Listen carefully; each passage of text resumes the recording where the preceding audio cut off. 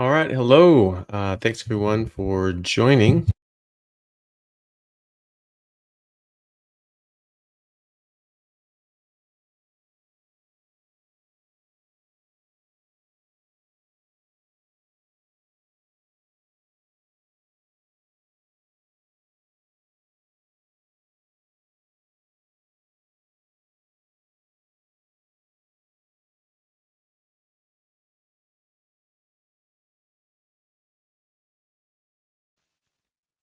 All right, looks like I was looks like I was muted. Sorry, everyone. Thanks everyone for joining. I'll be doing this, keeping this as a regular live time, same time and day every week that I can, anyway, that I'm able to with other things going on. So, thanks everyone for joining on. So that'll be 6 p.m. PST Pacific time in the U.S. in on Thursday, 9 p.m. East Coast Thursday, and then Friday morning for Australia, and then middle of the night for Europe. So sorry about that. Maybe I can try to get some other times that would suit you guys better as well. Um, Washington State here. Hi, Heidi. Nice to see you. Nice to see everyone. Thank you so much for coming on. I just wanted to say as well, the campaign for Maggie is going really well. We just crested 31,000 Canadian dollars, which is fantastic. Thank you so much to everyone who's been able to donate even $1 because it's made such a huge difference. And we're trying to get up to $50,000. So hopefully we can get there in the coming weeks. And if so, then she's able to keep her herd. But even if nothing else happens from here, she'll already be able to keep most of her herd at home, or a good portion of it anyway. So big thank you to everyone who is able to help out with that. That's amazing, and I really appreciate it, and she really appreciates it as well. She was literally crying when she saw the outpouring of people's help and concern for her and her cows. So thank you everyone very much for that. If people want to donate or help out, they can go to givesendgo.com/please help Maggie, and I'll put a link for that in the description here. There may already be one, but I'll make sure that there is anyway. So thank you very much, everyone. I really appreciate it. If people want to ask questions, just put it in the chat and write question in front of it, so it sort of pops out and I can see it, and I will answer them as best as I can. And we've already got a few questions here. And yeah, and please in the chat, tell me where you guys are from, where you guys are calling in from. And because it's always good to see everyone from all over the world. So we got a first question here from DMV Chess. Thank you so much for the super chat.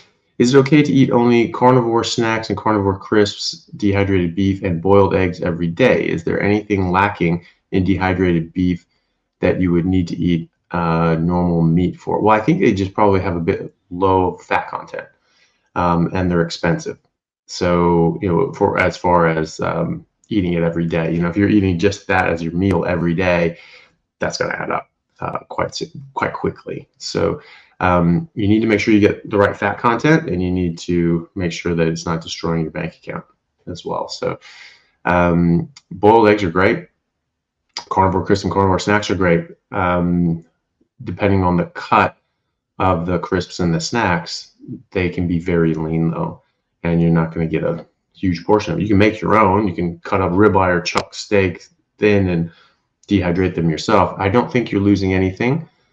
If you cook it, you'll lose a bit because you're cooking it, just like you'd cook anything else.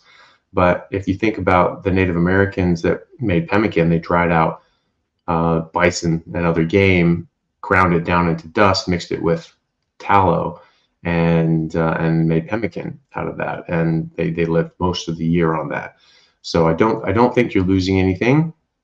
I don't know 100% for sure, but just sort of thinking logically about it, I don't think you are, because we've been drying meat for a very long time, and people have subsisted on it as a mainstay of their diet in many places. So I don't think you're losing anything, but you need to get enough fat, and you need to get enough volume of food as well. And if you're just doing the dehydrated stuff,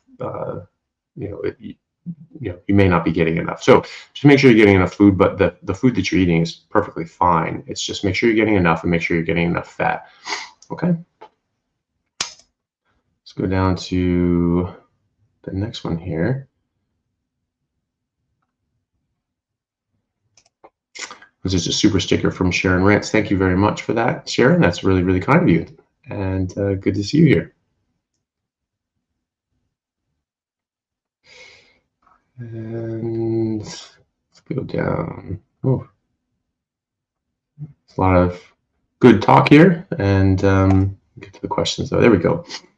So meeting Mel, 41-year-old female, 270, type 2 diabetes, no meds. Before whole food BP, WFBP, maybe whole food plant-based, PB, but stopped BG control carnivore 3 weeks ago. So I'm assuming whole food plant-based and then switched to carnivore 3 weeks ago.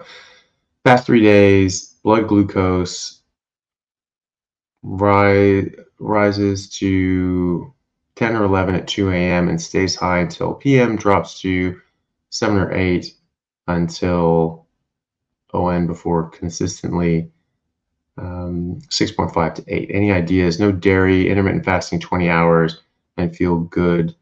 No weight loss, I'm assuming.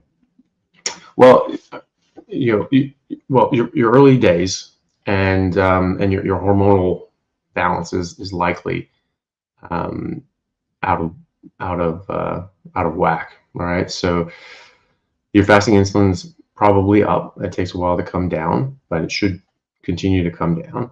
And your leptin is probably raised. Other hormones are probably out of balance, like thyroid and so on. So until those start balancing out, and they'll start improving.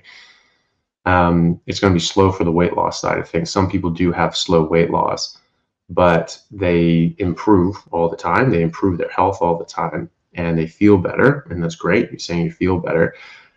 Stress can also affect your cortisol, which can affect your blood sugars. And so you need to optimize other things in your life as well. You need to reduce stress. You need to optimize sleep. If you're not getting enough melatonin opposes cortisol. All these hormones just are interlocked.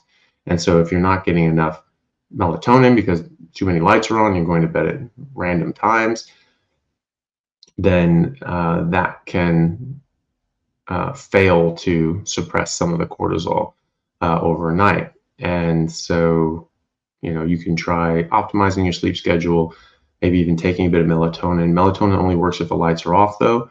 If you have the lights on and you take melatonin, it just goes right out of your system. And melatonin is very important. It's one of your brain's most powerful antioxidants. So it's actually really, really important that you have enough melatonin. A lot of people don't because of our light environment at home. So optimize that. An hour before you want to be asleep, turn the lights very low, get off screens and everything. You can take some melatonin. It's over the counter in America. I don't know if it is in Canada, which looks like where you're from.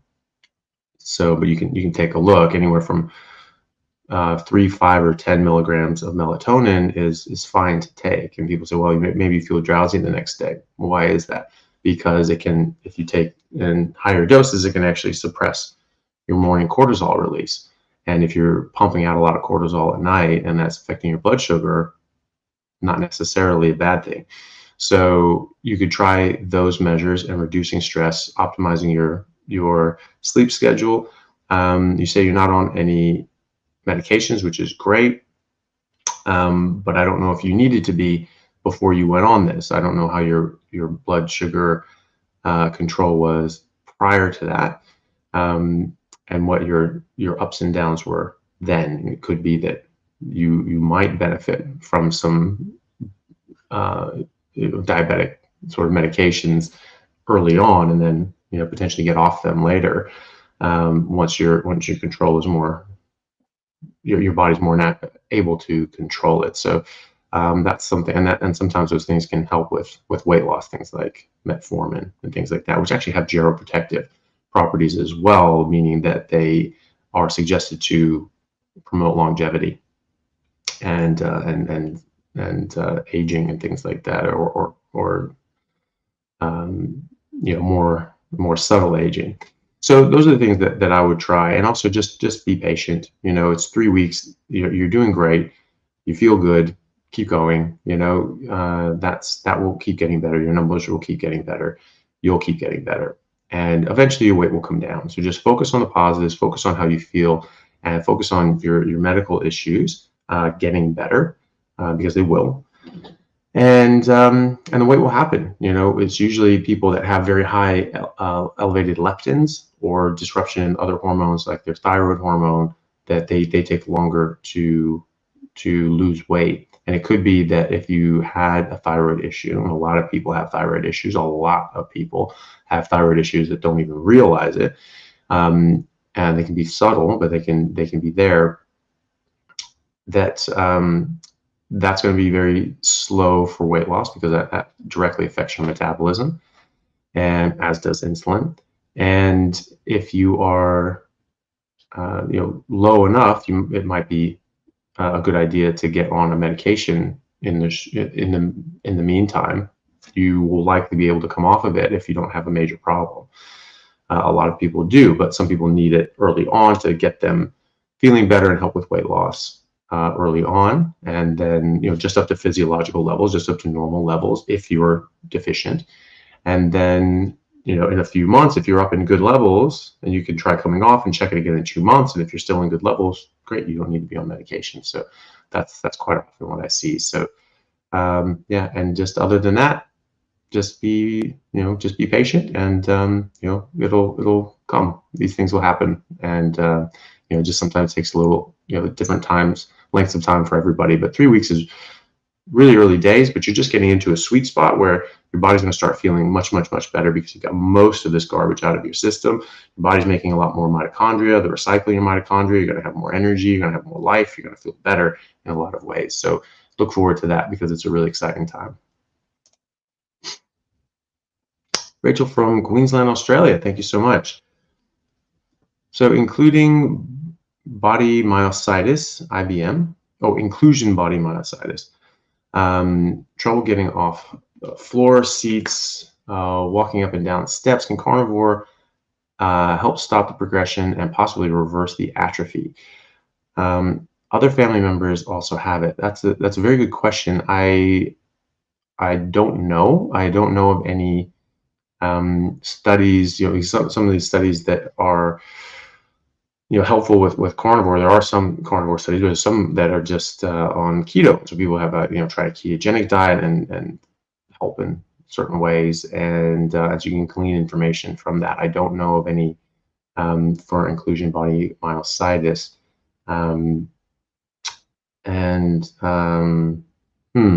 But there are other things. I was actually talking to Maggie, the rancher up in Canada, and she was actually saying that muscular dystrophy in cows is a disease that is just muscular dystrophy, but in cows, so it has a different name, but that's what it is. They actually figured out that it's a nutritional deficiency. I think she was saying selenium, and so if you just supplement with selenium, like they're not getting enough in their normal pasture, then it actually reverses and actually can prevent it. So it's interesting that some of these genetic issues can be brought about, or at least precipitated or activated, by nutritional deficiencies or things affecting them negatively in the food that they're eating. So the myositis is not something I really ever treat, but as I understand, it's an inflammatory disease, and a carnivore diet will help inflammation. It just directly reduces inflammation by two main metrics. One, it eliminates out a lot of sources and causes of inflammation in the inappropriate food that we're eating, and lowering insulin and all these sorts of things. Two, higher ketones, which you'll have on a carnivore diet, on a high-fat ketogenic diet in general, directly suppresses inflammation. And so that will help with inflammation. It's hard to say other than that because I haven't really come across that before. So I don't even have really anecdotal sort of experience with that. You know, I mean, there's some things like Hashimoto's and Crohn's and all these sorts of things actually are. You know, there is literature sort of showing that nutritional changes really do help in a lot of ways, and then I've seen it directly hundreds of times. So unfortunately, I don't have the same experience with IBM. So, but it's worth a shot because you're gonna feel a lot better anyway, and it's going to optimize your health. And so, if you have a medical issue, it's going to optimize your health with that medical issue, and so your life is just going to be better in a lot of ways, having to deal with that medical issue. So, you know, it can have a lot of benefits and positives either way. So I would still give it a try, and who knows, if it helps with that, then that's fantastic. You can share that with your family, and then share it with the rest of us, and let us know so that we can pass that around to other people who may be having that as an issue. So good luck with that. And then Carnivore Kitchen, thank you so much for the $50 super chat. That's really, really generous of you. Love and greatly appreciate you and Elle, but this is for a little boy who stole the show the other day. Belly rubs for him from Alaska. Well, thank you very much. Little boy, yeah, is my cat. He is around there. He's just sort of sitting in the sun by the window at the moment. But yeah, he's a cute little guy. So thank you very much for that. He's also just sweet. I mean, it's weird that like a hairless cat. I mean, it is weird. Hairless cats are weird, but you get used to it. And he's just a very sweet little guy. So yeah, he's the hairlessness is sort of growing on me. And also, you don't have hair everywhere, which is fantastic. And their skin is all warm. Their body's warm. It's like this little hot water bottle. You just sort of, you know, there with you all the time, and you're not getting a bunch of allergies and hair all over your clothes and things like that. It's actually pretty good. But he's freezing all the time, which is why he like crawls under blankets and different piles of clothing, you know, so he can actually stay warm. But yeah. So there's a question from I Love Pineapples. Okay. Question: how much water do I really need to push? Do I really need to push it? I have had for years. Okay, so I didn't quite understand that sentence, but basically asking how much water you need. I think I have heard best not to eat 1 hour before and not after, but I have not heard a doctor say it. From Annapolis, Maryland. Yeah, so the idea there is that if you drink water in and around mealtime, that this can dilute your stomach acid and dilute your digestive enzymes, and also just fill up your stomach that you know, would be better served being filled with meat. And so especially people with you know, gastric emptying issues, or having had surgery to reduce the size of their stomach, that's really important to not drink water an hour or two before and after meals, and certainly not during mealtime, unless like a sip to help things wash down if you need to. And that's the idea. Not everybody needs to do that. Not everybody feels that benefits them, but that's the idea. And so if you're certainly having any digestion issues or problem getting enough at one time, then you should definitely try that, because that is helpful in those circumstances. You know, for me personally, I've just sort of done it, you know, just when I think about it, I just will sort of just avoid, you know, water during a meal and just sort of wait for a bit afterwards. Have I noticed too much of a difference? I don't know, but some people really do, and some people, especially with gastric emptying, or if they're having trouble getting enough food, they need to just eat meat on its own without water, and really fill up, and then wait for a while, let it digest, and then drink some water. Especially people that need a lot more meat, if they're underweight and they're trying to put on weight, then you need to get as much meat in your stomach as you can, because you can just fill up. And so And so that's one of the ways of doing that, is making sure that you're not putting in water as well and wasting that space. So that's the idea there. Question: what would be enough fat? That's from Marianne Ellman. So enough fat is individual. So I have a video that's called "You Don't Need Fiber," and then in parentheses, fiber, constipation, and diet. And so that's where I answer that question. Or in my video on Carnivore for Beginners, I answer that a bit more briefly. Basically, our body has a limited capacity to absorb fat. And so if you satisfy that, then your body, and that's how much bile you have, your body absorbs fat with bile. Bile emulsifies fat, and then you absorb it after that into your lymphatic system. It turns into chylomicron, and it goes around your body, right? Because it actually goes direct through. It skips the portal venous system, going to your liver, and just goes straight into your body, because your body's just like, this is really important, get it in right now. We don't want to waste time, right? It's the only thing that does that. And so once you've satisfied your body's desire to absorb fat with the amount of bile that's made, because I don't think that's random. I think your body makes a specific amount of bile because it wants a specific amount of fat. I don't think that your body just randomly does things. That's not how biology works. And so if you satisfy that, then there's a spillover, right? Because you can't absorb it after a certain point. You can absorb some without bile, but it's a very small percentage, okay? The rest of it goes out and in your stools. And so that's how you know. If you have hard, dry stools, it means you're absorbing every ounce of fat that your body's eating or that you've taken in, and none of it's getting out. Whereas if it's soft, you have this excess fat, so you've satisfied your body's capacity for it, and then a little more has spilled over into your stools, and it's now soft, right? If you eat a lot more fat than your body can absorb, it will come out as loose stools. And so that's how you can tell. Now, if you're drinking coffee or tea or using sweeteners like erythritol or stevia or any of the other artificial, nasty, horrible things, then those are all laxatives. And that will confuse things, because you may be not getting enough fat and very constipated, and would be constipated if you weren't taking these laxatives, but these laxatives are keeping you a regular soft consistency. Now, it doesn't matter how often you go, as long as the consistency is soft.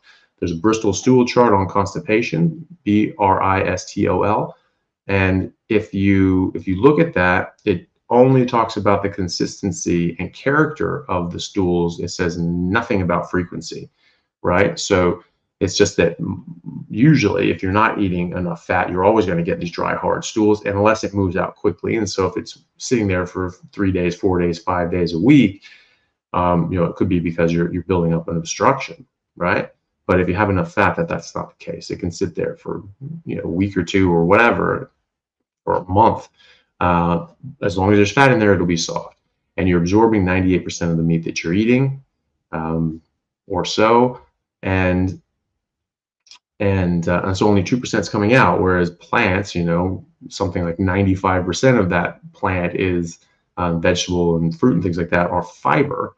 So you're not absorbing 95% of that. So 95% of what you eat has to come out again. So we're used to just these massive, massive, massive amounts of waste coming out of us, and that's not normal. It's normal because a lot of people do it, but it's not actually what we're supposed to do. So that's how you know how you get enough fat. Aim for 1 gram of fat and 1 gram of protein, or up to 2 grams of fat and 1 to 1 gram of protein. That's a rough range that most people do well in, based on where you're at and what protein demands that your body needs, and energy demands your body needs, and nutrient demands your body needs. It might go up or down from there. Aim for that, and then adjust by taste. If it tastes good, that's a good sign that your body wants it. As far as meat and fat's concerned, sugar is an outlier. Sugar is a drug.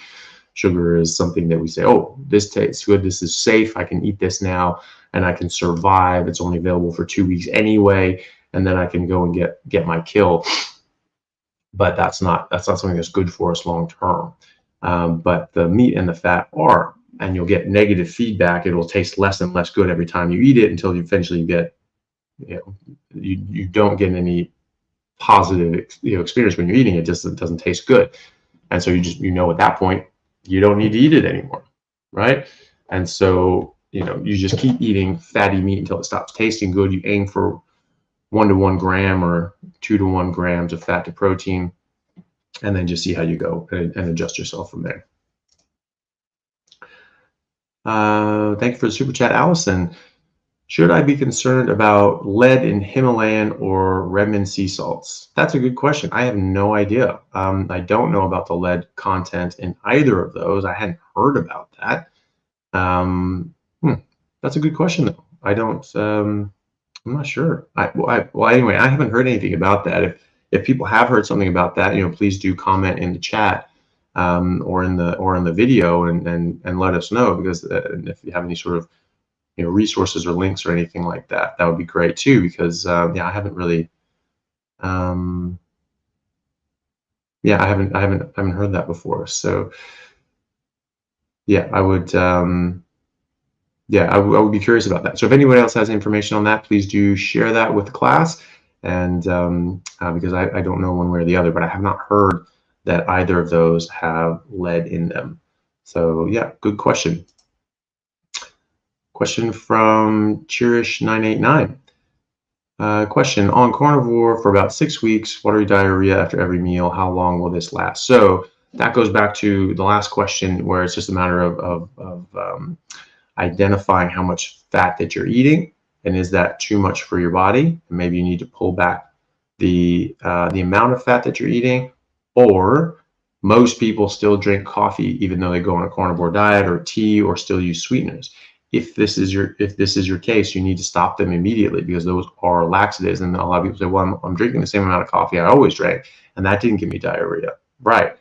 95% of the things you were eating had to come out. So you have this large bulk of stuff going through your intestines at all times. And so the mild laxative effect that it had just sort of kept things moving a bit and not getting completely blocked. Whereas now you only have 2% of what you're eating going out. And so it's much more much smaller volume and liquid, and just and it'll just fly through you. So if you're having any of that stuff, you need to stop. And then if you're not having any of that, and you're eating only fatty meat and water, then it could be that your body's not absorbing as much fat as you're eating, or close to as much fat as you're eating. And sometimes that gets better. Your body says, okay, we're getting fat now, so we're getting fat in our intake now, so maybe we'll start increasing the amount of bile that we make. So a lot of people find that their fat capacity, their ability to absorb fat, goes up as you go. That usually happens by 6 weeks, though, and so it could be one of these other things. Now, the other side of it is that if you're eating so little fat that you actually are getting constipated, and you're getting quite constipated, that you can actually get what's called overflow diarrhea or spurious diarrhea, where you are constipated and you are building up this sort of blockage of dry, hard, craggly, rocky, pebbly stools, right? And it's not really moving, and you're getting the liquid stools coming out of your small intestine actually just pushes its way around, and that's called overflow. It's overflowing past this sort of pseudo obstruction or pre-obstruction, and then you're getting just liquid diarrhea all the time, right? And then every now and then you have a big, hard, dry, lumpy, hard to pass, painful stool. Okay, and then it's just liquid. If that's the case, you are not eating anywhere close to enough fat, and you need to ramp up your fat right away, because that's really bad. That's really bad constipation that could lead to an obstruction, and that's not what you want. So if that's the case, if you're getting watery diarrhea and every now and then you get a hard, chunky, constipated, horrible thing, you are not eating close to enough fat. You need to increase the amount of fat that you're eating. And so that's what I would do. So just sort of run through that list. Any coffee, tea, sweeteners, get rid of them. See how that affects you. If you're only eating fatty meat and water, if you're eating a good amount of fat, like ribeyes, like sort of gram for gram, then maybe that's a bit too much, and you just sort of reduce it, or reduce the amount of added, like rendered fat, like tallow and butter and things like that. So just eat the fat that's in the meat itself. It takes a bit longer for your body to break that down and absorb that, so it doesn't just fly through your body as quick. Some people find that that's the issue, is that they just have they don't absorb that as well, and so they need to just eat the solid fat on meat. And then in very rare cases, people need to cut off the fat and just eat that uncooked, and then cook up the meat separately. And for whatever reason, just having it just as a sort of the uncooked fat, their body is able to just break that down more normally, and like a sort of a slow release tablet, slow release pill, it comes out better that way. They absorb it better that way. So those are some so that's that's what I would do. I'll just sort of run down that sort of list. Here's a question on with diabetes. Regarding carnivore, do we, mom diabetic, have to test for ketoacidosis on a regular basis? No, you don't. So as long as you have insulin, then you don't need to do that. The thing with ketoacidosis is that your ketones, you basically have no insulin. And so you just have massively elevated ketones and blood sugar, and that causes an acidic state, but you're not going to get anywhere close to that in nutritional ketosis. So that's a different thing. So we don't warn diabetics that a period of fasting during Lent or something like that is going to put them in ketoacidosis unless they mess up their insulin doses, right? And they stop taking their insulin. So if you're type 1 diabetic and you stop taking your insulin, then yes, you can get into ketoacidosis, but that's a very, very different thing. So being in ketosis or a nutritional ketosis is not the same thing as ketoacidosis. It shares the same root in the name, but it is not the same thing whatsoever. So don't worry about that. If you're on medication, continue taking your medication. You may need to take less medication in time. Work with your doctor, your diabetes nurse, in order to safely do that. But as long as you're taking things as prescribed and you're being careful and checking your blood sugar and how much insulin and all these sorts of things you need to take, you're not at risk of that. Type 2 diabetics really don't get ketoacidosis anyway. That's really something that's particular to type 1 diabetics who are not taking insulin. It's usually how we diagnose new type 1s, because they come into the hospital in ketoacidosis because they haven't been making insulin for a few weeks, and or been making less and less and less, and then you get to the point where your body's just like, nope, can't do this anymore. So yeah, very good question. No, that's not something you have to worry about on this. Quick scope, thank you very much for the super chat. Hey, Dr. Chaffee, is smoked meat or water below room temperature bad at all? I'm assuming not smoked water below room temperature, but just room temperature below water below room temperature bad at all. So, well, when a lot of people think that just historically that drinking cooler water can sort of cause a cramping and constriction of your stomach, which can maybe cause some stomach upset and maybe not sort of open up and allow more food and water to get in. So that could be part of that. If you're drinking warm water, it's probably going to be easier to absorb. It's going to because when you increase temperature, it increases reaction rates, and absorption is part of the reaction. Digestion is a chemical reaction, right? Because we're chemical factories. We are not combustion engines. So that's why, just as a tangent, that's why calories are meaningless in that aspect, because because calories are a measure of heat energy. And if we were steam locomotives, then that would be really important to know how much energy is coming out of the fuel we put in our cells. But we are chemical factories, and so they don't work like that. If you have a glass of water and you increase its heat, its weight doesn't go up, right? So calories weigh nothing. That's not a good unit of, more calories than more weight. That's not how that works. More food, more weight, because that's actually has mass and substance. You're eating more matter, and you're putting that in your body. That's becoming part of your body. So you're having more atoms that are now in your body, and you weigh more. So a better way of thinking about this is energy per gram, right? So 9 calories per gram, right? And so, oh my God, 9 calories, that's bad. Well, actually, you should look at it the other way around, which is grams per calorie. Well, there's 1 gram of fat per 9 calories, where there's 2.1 grams of protein and carbohydrates per 9 calories. So that's a better way of thinking about it. You're eating twice the amount of matter and atoms that have to go in your body and become part of your body to get the same amount of energy, of chemical energy that you're going to get from these calories. So a better way of looking at if you're ever going to consider things in respect to calories, think about them in grams per calorie as opposed to calories per gram. It's just a different way of thinking about it, and I think probably more accurate. That's something that Dr. Michael Eads presented on at the Symposium for Metabolic Health in San Diego that I went at. It was very interesting, and I thought he made a very good point, because if you look at over time, if you're getting your calories more from fat than from carbs or protein, you're just bringing in less mass. And over time, you're like every week or every 2 weeks, you're just for the same amount of calories, you're just bringing in 2 pounds less of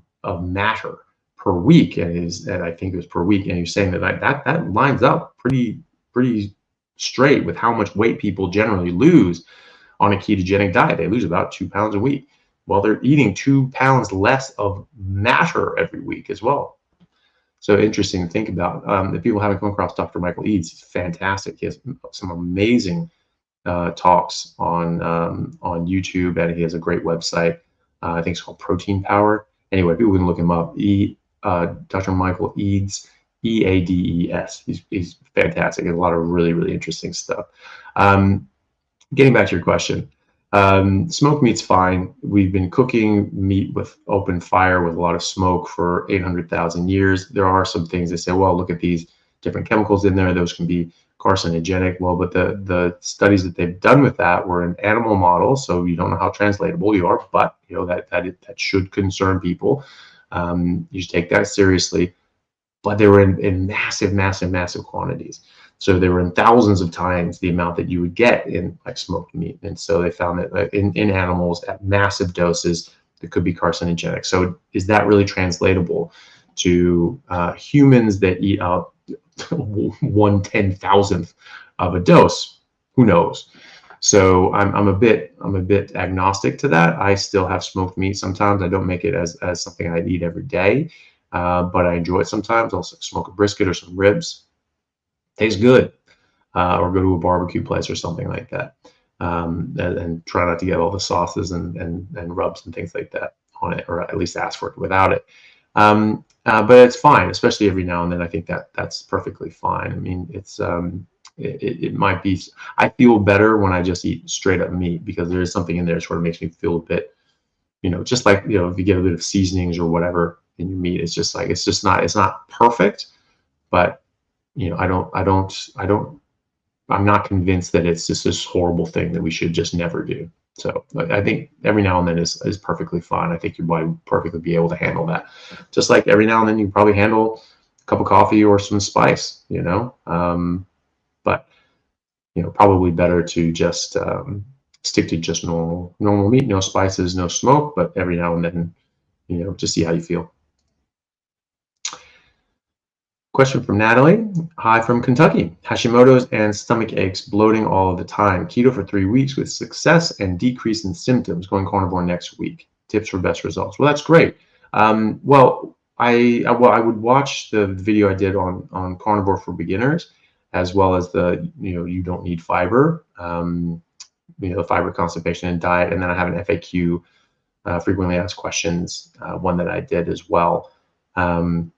Those are all can be found on my playlist. So if people go to my YouTube channel and go to playlists, you can see in there it says getting started on a carnivore diet. I think that is a sort of a curated list, and that has those sort of beginning things on how to do carnivore and how to succeed at it. I would definitely watch those. I tried to have that sort of that would be able to answer 95% of questions that most people have when they're first starting out. But basically, eat fatty meat, eat enough fatty meat, get enough fat, get enough of the whole show. Eat until fatty meat stops tasting good. That's very important. Your hunger signals are going to be very different, and I'm sure they're probably already very different on keto. So you need to get enough. It's very easy to undereat on a carnivore diet. Trust me, I did it myself when I was just doing this on the fly 23 years ago. I had no idea. No one told me that that you had to eat, that your hunger signals change and all these sorts of things. So I had to figure that out the hard way. And I was training 6, 8, 10 hours a day, every day for a very long time. And I finally just couldn't do it. I wasn't eating enough. And my body just ran out of stores. And I just started feeling worse and worse and worse every time I worked out, where normally I was getting better and better and better every time I worked out. So I was just thinking like, okay, I'm clearly not eating enough. I'm definitely not getting enough food, but I'm just not hungry. I'm just never hungry. But meat always tasted good. It always tasted amazing. Every time I decide, okay, I'll eat, it's like, oh, God, that was so great. I'm so glad I did that. So that's that you have to relearn your hunger signals. And if meat tastes good, if a steak tastes good, you're hungry, you need to keep eating. But if it doesn't, you don't, right? So even if you haven't eaten that day and you start eating a steak and you just go, oh, I'm really not enjoying this, don't eat it. You don't need it. Try it again later. Try it the next day. It'll taste good eventually when you are hungry. So watch those videos, and also watch not only the how videos, but the why videos. Why is this important? Why is this a good idea? Why does this help Hashimoto's? Why does this help other sorts of issues and bloating and all that sort of stuff? Quite often, just fiber is the main culprit there, but there are a lot of different reasons. And so just understanding about, plants being, by their nature, toxic, because that's how they defend themselves, and understanding that it's best to eat what we've been designed to eat, what we've adapted to eating, and that is meat. That's what's most optimal for us. Anybody who tells you that 2 million years of adaptation is meaningless, and we probably just adapted, probably making us sick and dying of heart disease at 30 the whole time, but but whatever, nature does not work like that. Even if meat was causing heart disease and cancer early on in our adaptation, like it would change. Like we would get more adapted to it, just like we've gotten adapted to some plants in the 10,000 years that some populations have been eating them. And that's how you can see European populations, Native American, Native Australian populations have very different outcomes when eating a Western diet, very different outcomes, right? And that's because Europeans have had longer access and exposure and adaptation to specific plants and specific toxins in those plants, whereas Native Americans, Native Australians have not. They've had the last 100 years or so of really being incorporated into Western, Western culture, and eating the food that the Europeans ate, and some people, before that for a couple hundred years, but it's only been a few hundred years and of exposure, and not on a population-wide basis. That's more recent than that.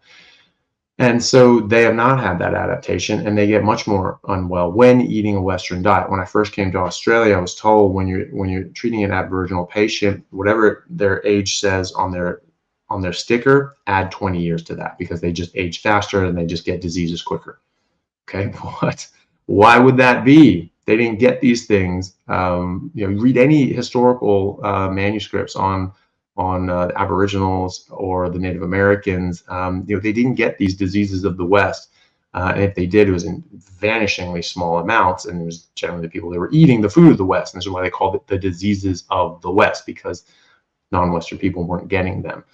And but when they started eating the food of the West, they got the diseases of the West. That means the food of the West causes the diseases of the West, which are not called diseases of the West anymore. It's just called getting older. It's just called life.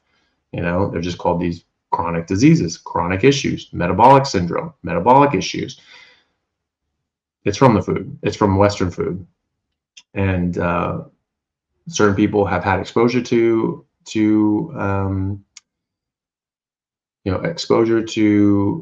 agriculture, and so they have developed and adapted a bit to that. But we're not even eating the same plants that we were eating 10,000 years ago.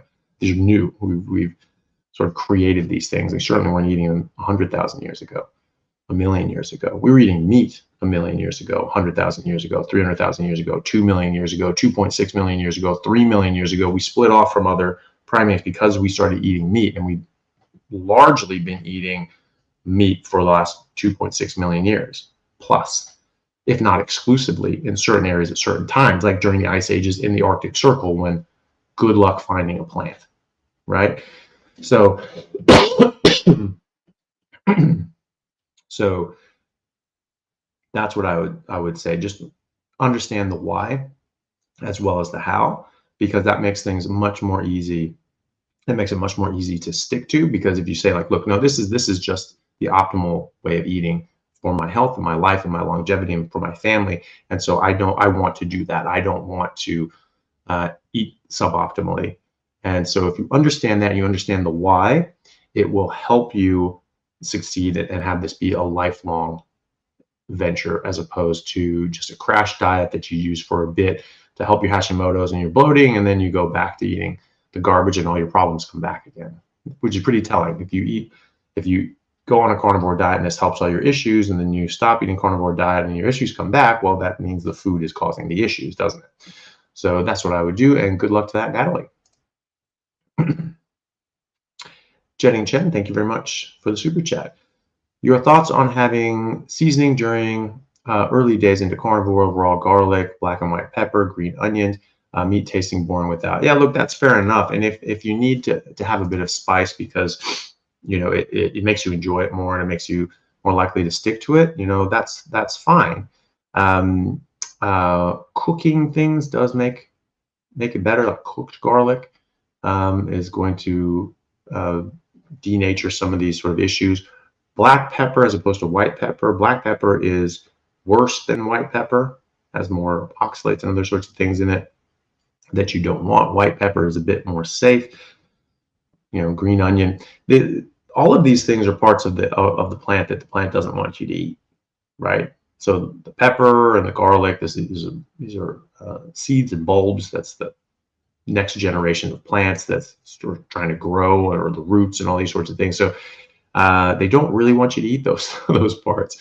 They also don't want you to eat the shoots, because that's the part that's, you know, they're getting sun, and chlorophyll is you know, collecting sunlight and sun energy.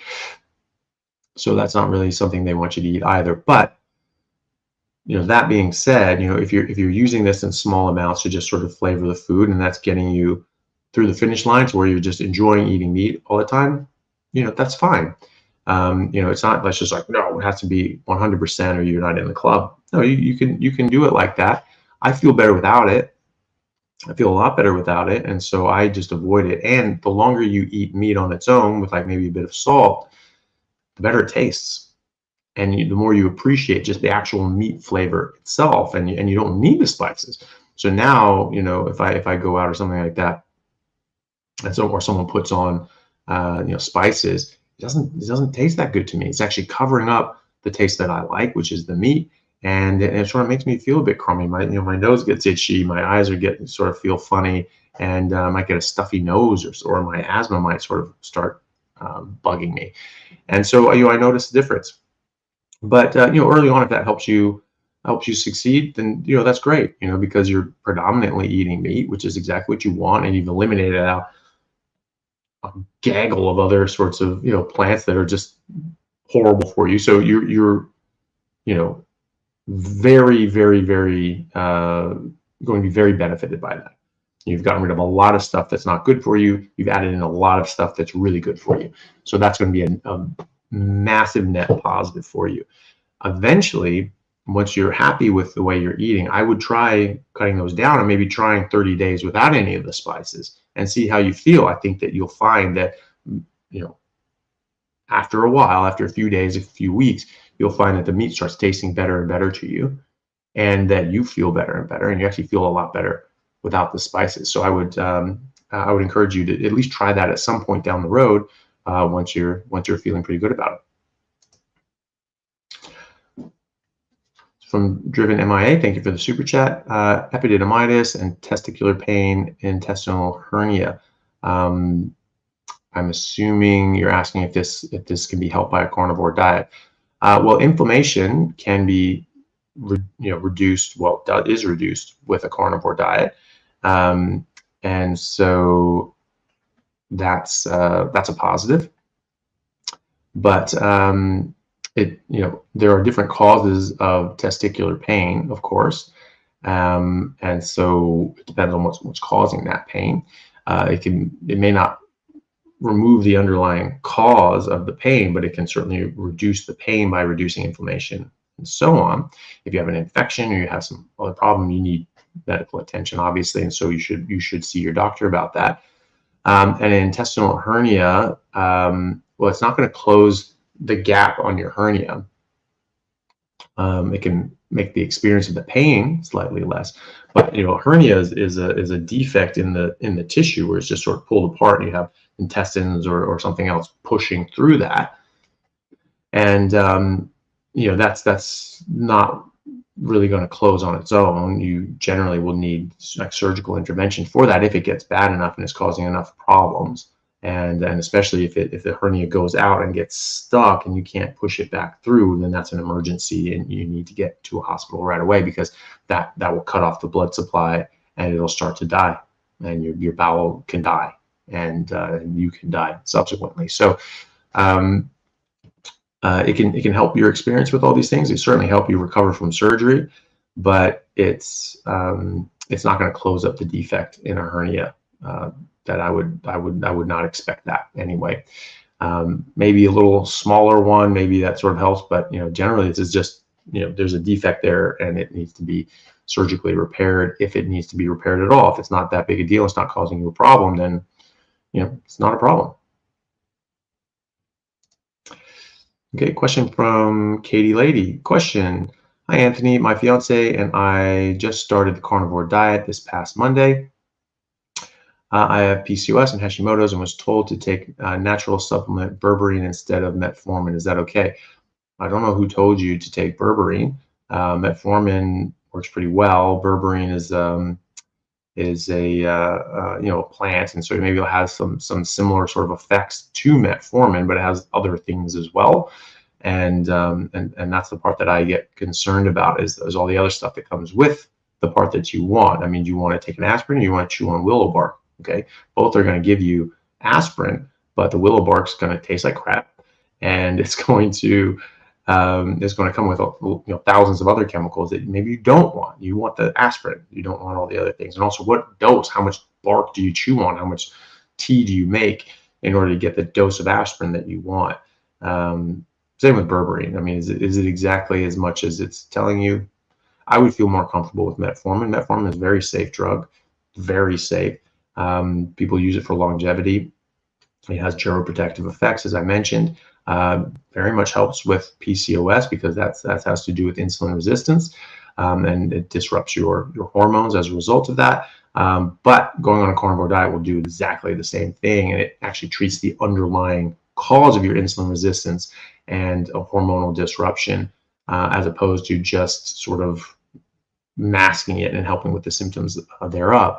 But yeah, you could use either one, metformin or berberine. I would feel more I wouldn't prescribe someone berberine. I would just prescribe them metformin if I thought they needed to be on metformin, like for PCOS, which is commonly prescribed.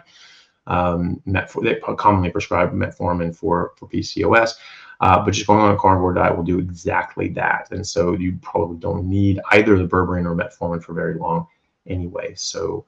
Yeah, hope that helps you make your decision on what you'd like to do. Michael Gavin, thank you for the super chat. Question: You might find the full carnivore easy for you being young and healthy, but for older unhealthy people, can you suggest a transition plan? Well, I'm not all that young. I'm 43, and that might be younger than you are. I don't feel I'm not a spring chicken. By any stretch of the imagination, I certainly, I'm not as young as I think I am in my head quite often. But for people that are trying to transition, some people that are older, they just go bang right into it and they do very well with that. And younger people may have struggle with transitioning. So it's really more about mindset. If you're not in a place that you can just go cold turkey, that's fine. So if you're going to transition, I would start with, going keto, right? And then reducing things from there. I think that getting rid of the carbohydrates and the sugar and the alcohol make major, major, major changes in your body and your biochemistry and your metabolism and benefit you greatly. And so I would start with that, right? So start eating a lot more meat, a lot more fatty meat. The fat is the most important part. And when you do that, you will, you'll just sort of replace out, sort of push out the other things. So meat's the main part of the meal. Eat a lot of meat, have some other side stuff. Fine, start with the meat first and cut out carbs, sugar, and alcohol. And then get a calendar, mark your day. This day I drop carbs, sugar, and alcohol.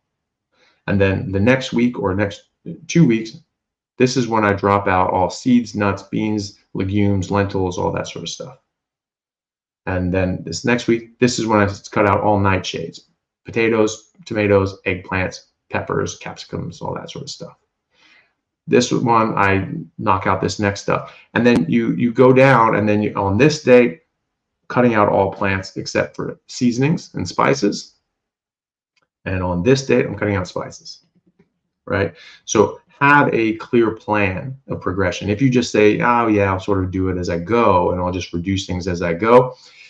Some people can do that. Most people don't. Most people just sort of linger on where they're at and maybe don't really change much. You need to have a clear plan. You need to say, hey, I'm going to make these changes here and here and here and here. And on this day, I'm going to be on. So if you're going to make a transition plan, make it a plan. Put it on paper, make a commitment to yourself to stick to it, and have clear dates that you're going to stop certain things and a firm date on when you will be off everything, right?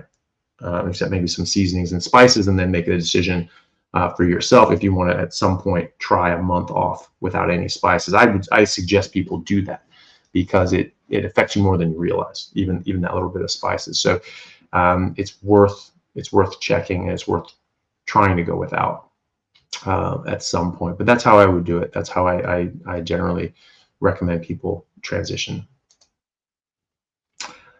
Thank you for super chat. EG Microscope. Are omega-3 fish oil supplements necessary on a carnivore diet? Thanks for all your help. No, not necessarily. And a lot of the fish oil supplements are not very good anyway. They're sort of poor quality. They become rancid or denatured or damaged in some sort of process, commercial process where they're sort of packaging and putting these things together and shipping them out. So they're I don't know the exact numbers, but you hear different things like 60% are rancid and not really good and don't have actually good omega-3 complement anyway. If you're just eating a lot of meat, especially grass-fed and finished beef and lamb, you're going to get a lot of omega-3s. If you're getting farm, factory, grain, intensively grain finished animals or grain soy fed animals, they're going to have less, if any. Chicken and pork are going to have a lot of more omega-6s and linoleic acid if they're fed a whole bunch of corn and soy. If you're getting pasture raised, very different story. So not everyone has access to that though. But but really you just eat fish, have fish, once or twice a week. You'll get a lot of omega-3s. Have some sardines, just a tin of sardines a day, you'll be fine with that. But beef has omega-3s, but it does make a difference, how the beef is raised as well. So if you're getting grass-fed and finished beef, much better complement of omega-3s. Thank you for the super chat, Wolverine. I might have alpha-gal. I'm sorry to hear that.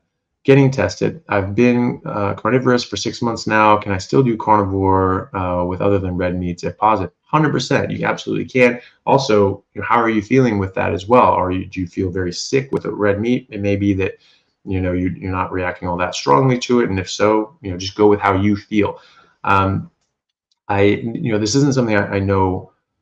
I know in a very in-depth manner, but having spoken to different people, like Dr. Ken Berry and others, they've said that this is something that, right, so this affects like red meat. You can eat other meats. You can eat, the white meats or fish and things like that. and do just fine. It doesn't have alpha gal that people react to. It's just a carbohydrate that shows up in certain red meats. So you just avoid those, but you can eat other meats. That's fine, and so you can do very, very well on things besides red meat. Still better than anything else you'll eat, right? And from what they've told me, it's not permanent. So from what they were saying, it only lasts a few months, and then you can get back to eating red meat, which is very positive. And so hopefully that's the case. Hopefully you don't have it at all. You don't have to worry about it.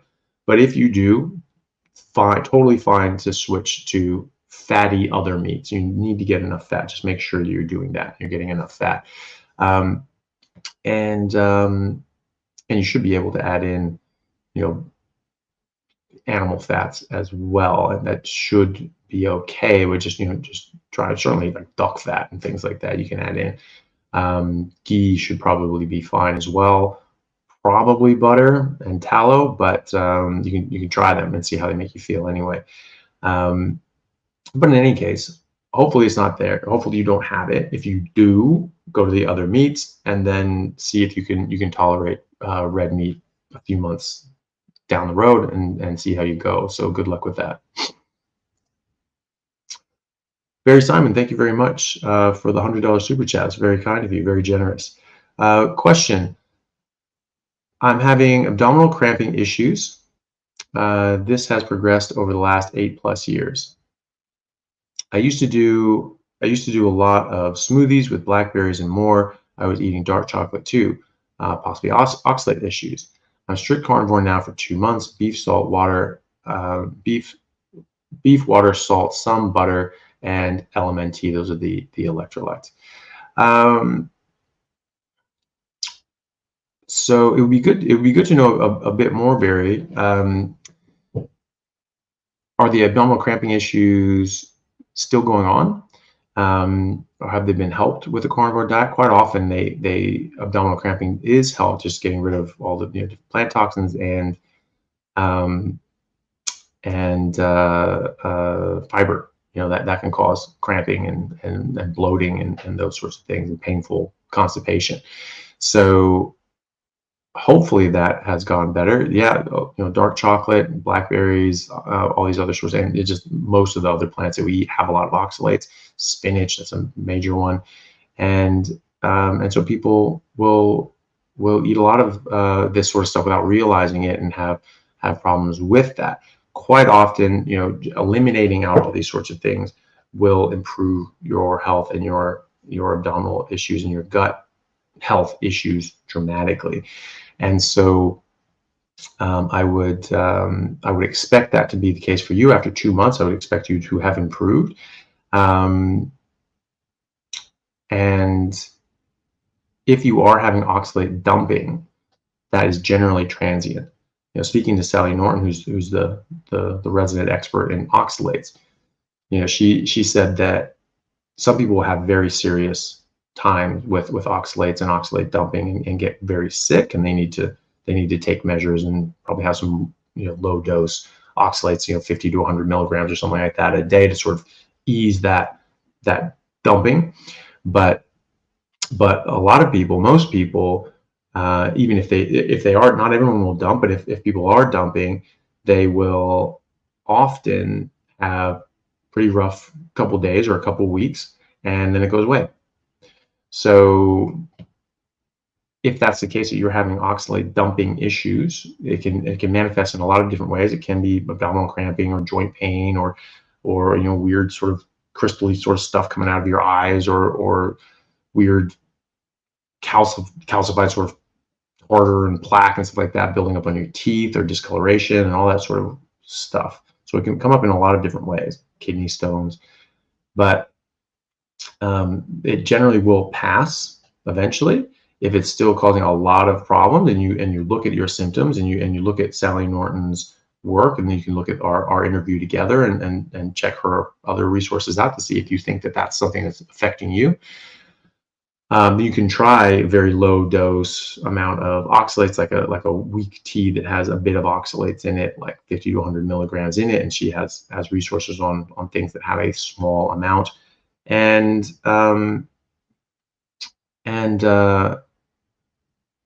you know, and at that point, you know, you can just try that and see, and if it helps you, then great. But you know, just getting rid of all the fiber and plants and just eating more meat, that can help gut in a lot of ways, and it can take a few months to heal leaky gut, but it will get there. And so I would just keep positive about that, keep going with that. Still early days. 2 months is a good amount of time, but it's, you know, it is early on in the process. And so hopefully you're feeling better already, and that will just continue to get better. If you think you are having ongoing issues that may be related to oxalates, take a look at Sally Norton's work and see if her protocols can help. Okay. Oh, goodness. So super chat from MBGSTV. Thank you very much for that.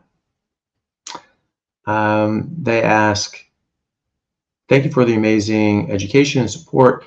Here to support regenerative farming. We're in Canada. How can we donate to Maggie and Mac directly? Oh, well, thank you very much. Well, the Give, Send, Go campaign it goes directly to them. So that's I've put them down as her down as the benefactor from that. So it doesn't go through me and then I transfer it to them. There's no skimming, there's no percentage. So the Give, Send, Go, they don't take a percentage, and I don't take a percentage. It doesn't come to me at all. I'm just a facilitator. I'm not an intermediary. Nothing goes through me, and so I don't have the opportunity to take a percentage even if I wanted to, which I don't. And so that is how to give directly to them. That doesn't get skimmed at all. So if you go to www.givesendgo.com/pleasehelpmaggie, and I think that is in the description here. And if not, I will put it in the description. And let me see. Yeah, and so so that's in the description. If you go to the description of this YouTube live, you'll see that there, and there's a link there that you can donate, and that goes directly to them. It doesn't come through anyone else. The website doesn't take a cut of that. I don't take a cut of that. That goes directly to them. So so thank you very much for supporting regenerative farming and for supporting your fellow Canadian. Maggie and Mac are wonderful people, and they really do deserve help. They have helped so many people without ever asking for or expecting anything else in return. And you know, as you know, no good deed goes unpunished. And so it seems that the more good things that they do for people, the more people try to take advantage of them. And it's not like they're pushovers. Like, I mean, they know how to fight, but they're nice people, and they try to help people. And sometimes people take advantage of that. And that's very, very unfortunate. So I think it's you know, if there are people in this world that deserve help, I think it's them, and that's why I set that up. So thank you very much for your interest in that, and I really appreciate it. And that's where people can go. Thank you. Sandra Borowitz, thank you very much for the super chat. 45 years old from Brisbane, carnivore for 3 weeks for back pain, halved pain meds, T2 grade 2 anti-arteriolysis, severe stenosis, bone on bone, recommended decompression infusion. Thoughts? Well, the good news is that your pain is significantly improved. You have structural issues there that you know, may need to be addressed. You know, I don't know what your scans look like. You know, if your facet joints are in good shape and working order, and depending on where this is and how bad it is, and a lot of other things, there are other options, especially for someone your age. Besides a fusion, it can also be, you can also get a disc replacement. You can get an artificial disc that still goes well. Leonardo, thank you very much for the super chat. So Redmond elemental test on website, lead is 0.00002%. Okay, so that's going back to the Himalayan pink salt or Redmond salt. Worried about the lead. So that looks pretty low. I don't know the exact levels that are going to be a bit of an issue, but that seems pretty damn low. So hopefully that's low enough for people that know what the hell that means. But I think you go by parts per million and things like that. And so what is that? 1, 2, 3, 4, 5, 6. So that's like, I don't know, what is that? If I'm looking at the zeros properly, is that 2 parts per million or 20 parts per million or something like that? And then people can sort of look up if that's an acceptable amount of lead in the salt. I don't know offhand. Thank you very much, Sherry Jacob, for the super chat. There's no question attached, but maybe there's one down the road here. Not seeing it though. Okay, we'll just keep an eye out for that. So Super Millhill, thank you very much for the super chat. How do you rebut a vegan's argument that it's unethical to kill an animal for our consumption, as they have the same rights to live like humans? Well, look, it's not nice to kill anything. It's not nice. But the ways that we have developed are as close to instant as possible. When in the West anyway, that's what kosher is and halal is that you're praying for the animal, you're thanking it, you're thanking its spirit, you're making sure it's treated well. Like they won't process an animal if it has signs of abuse, and or if it's dead already when it comes in. I believe it has to be like, this is a healthy animal, it's been treated well. You don't get to mistreat these things. We're not going to process it if you do. And then they pray for it, they thank it, and then they slit the throat, which historically was fastest way you were going to get and something's life. Now we have electrocution and a pneumatic hammer, and they just drop, or a bullet or something like that, and you shoot out the brainstem, it's gone. They're just instantly gone, right? So that's as near instant as it's really possible to get.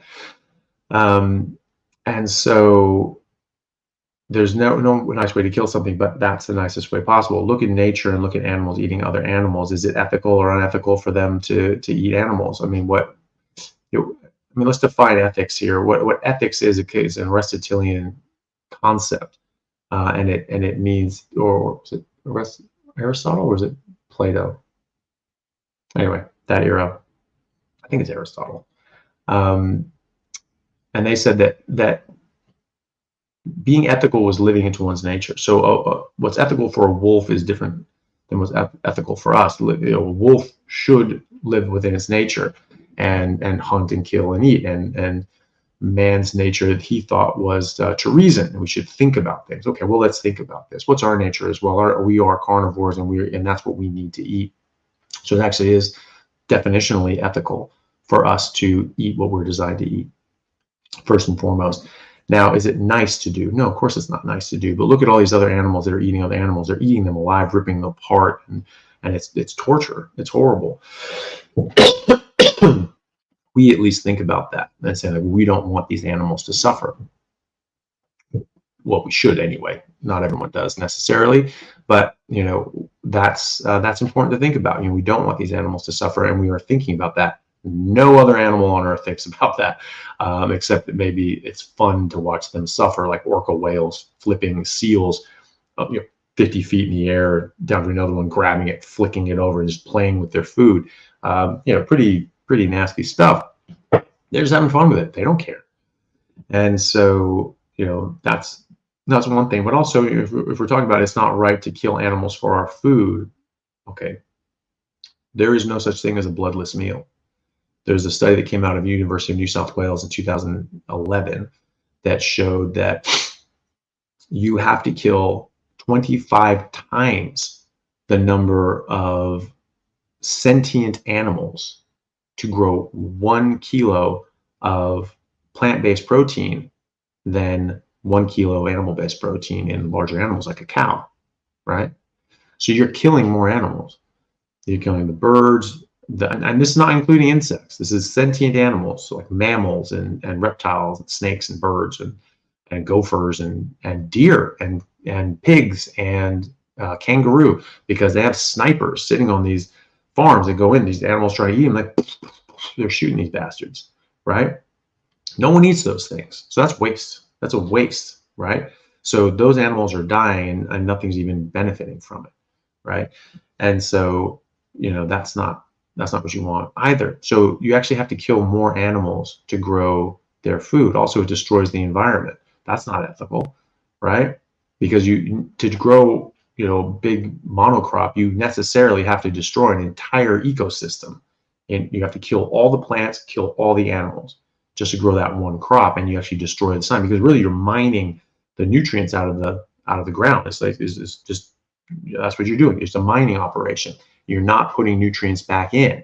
It's in a wild environment. There are animals eating the grasses, eating the plants, defecating and urinating, and replacing all of these very vital nutrients to the soil. You don't get that in a monocrop. You have to dump in all this nasty chemicals and fertilizers, petrochemicals and fertilizers, which is why you get these big corporations and big companies that are pushing and supporting the whole environmental vegan movement, because they're profiting from this. They're making billions selling the petrochemicals that are used in growing these crops, right? That you have to have and to grow these crops, because you're mining all the nutrients out of the soil, and you're destroying the soil. You're destroying the earth, really, because we lose 27.5 billion tons of topsoil every year because of our farming practices. And those are better farming practices than they were before 100 years ago during the Dust Bowl, when we were losing far more than that in the middle of America, which was one of the most fecund and verdant areas in the world. That turned into a dust bowl, and we lost all this topsoil. Topsoil was like multiple feet deep during that time. Now it's just that blew all away, and now it's just like this. They didn't have any topsoil. They couldn't grow anything, right? So that was because of farming techniques. And then they fixed that and did scallop patterns, or like a big row 6 miles long, that the wind can come up and blow that all away. The rain washes down and washes it all away, but it still does that. Now there's scallop patterns, so that's better, but it's not perfect. And so we are still losing 27.5 billion tons of topsoil per year because of farming. That's an area the size of Kentucky every single year. That's a limited resource, because it takes 500 years to grow a centimeter of topsoil. Okay, that's going to go. That will be gone. There's I heard some people talking about how there's people that study this. There's something like only 50 more growth cycles left on Earth, right? What the hell is that? Now you want to increase that? You want to force people to reduce that even more? We're going to get more growth cycles. We have to feed 7-8 billion people on only plants, and we only have 50 growth cycles left. What the hell is wrong with you? I mean, you are sprinting towards disaster. And 55% of Borneo's rainforests were bulldozed, and all the animals killed, all the plants destroyed, that entire ecosystem demolished to grow palm seed oil, right? And then I've heard vegans say, well, but you're replacing it with trees. Yes, you bulldoze all these trees, but then you replace it with more trees. So same, not same, not same at all. You destroyed an ecosystem with massive biodiversity of plants and animals. You killed all the animals, right? Those orangutans are dead. They're not coming back. Those snakes are dead. They're not coming back. All of those animals are dead. They're not coming back. And then you have this monocrop, which is not a diverse ecosystem, right? And so you're not going to be able to have the abundance of animals living there in this environment. And in fact, you have animals that come in there, start messing with the crop, they get shot. Okay? So no, not same. Very, very much not same. So, when you actually look at the ethics of it, and the morality and the environmental aspects of it, it is far and away a better choice to just eat meat. Animals return nutrients and growth to the environment. They benefit the environment. They're part of the environment. Corn is not part of the environment. Corn does not help the environment and the ecosystem. And you have to kill 25 times the number of animals to get one, this equivalent amount of protein. And that's not even talking about bioavailable protein, right? Because bioavailability is a whole other thing. And if you're talking about bioavailable protein, probably much more than 25 animals. So this is just not a comparison. And unfortunately, these very well-meaning people have been thoroughly misled and used by massive corporate powers that are trying to profit off of our, slavery, basically. Keep us sick and poor, controlled and poor, and just turn us back into a vassal state, turn us back into a serfdom. Friedrich Hayek called this, 100 years ago, close to, maybe 80 years ago, 70, 80 years ago. He wrote a book called The Road to Serfdom. They called this out. He's like, look, there are certain countries that turn into totalitarian, evil regimes. And 20 years before they turn into that, there are very specific steps that they take that lead into this socialist communist hellhole, right? And you read that book and you'll see, like, holy crap, this is like a playbook they're running off of, right? And in fact, there is a playbook.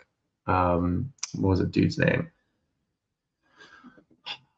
What was his name? Saul Alinsky. And he wrote a book called 12 Rules for Communist Radicals. This is what Hillary Clinton wrote her college dissertation on. And it's not a political statement; it's just a statement of fact. And for some reason, this is the only one that's not allowed to be viewed. Anyone's dissertation that published, right?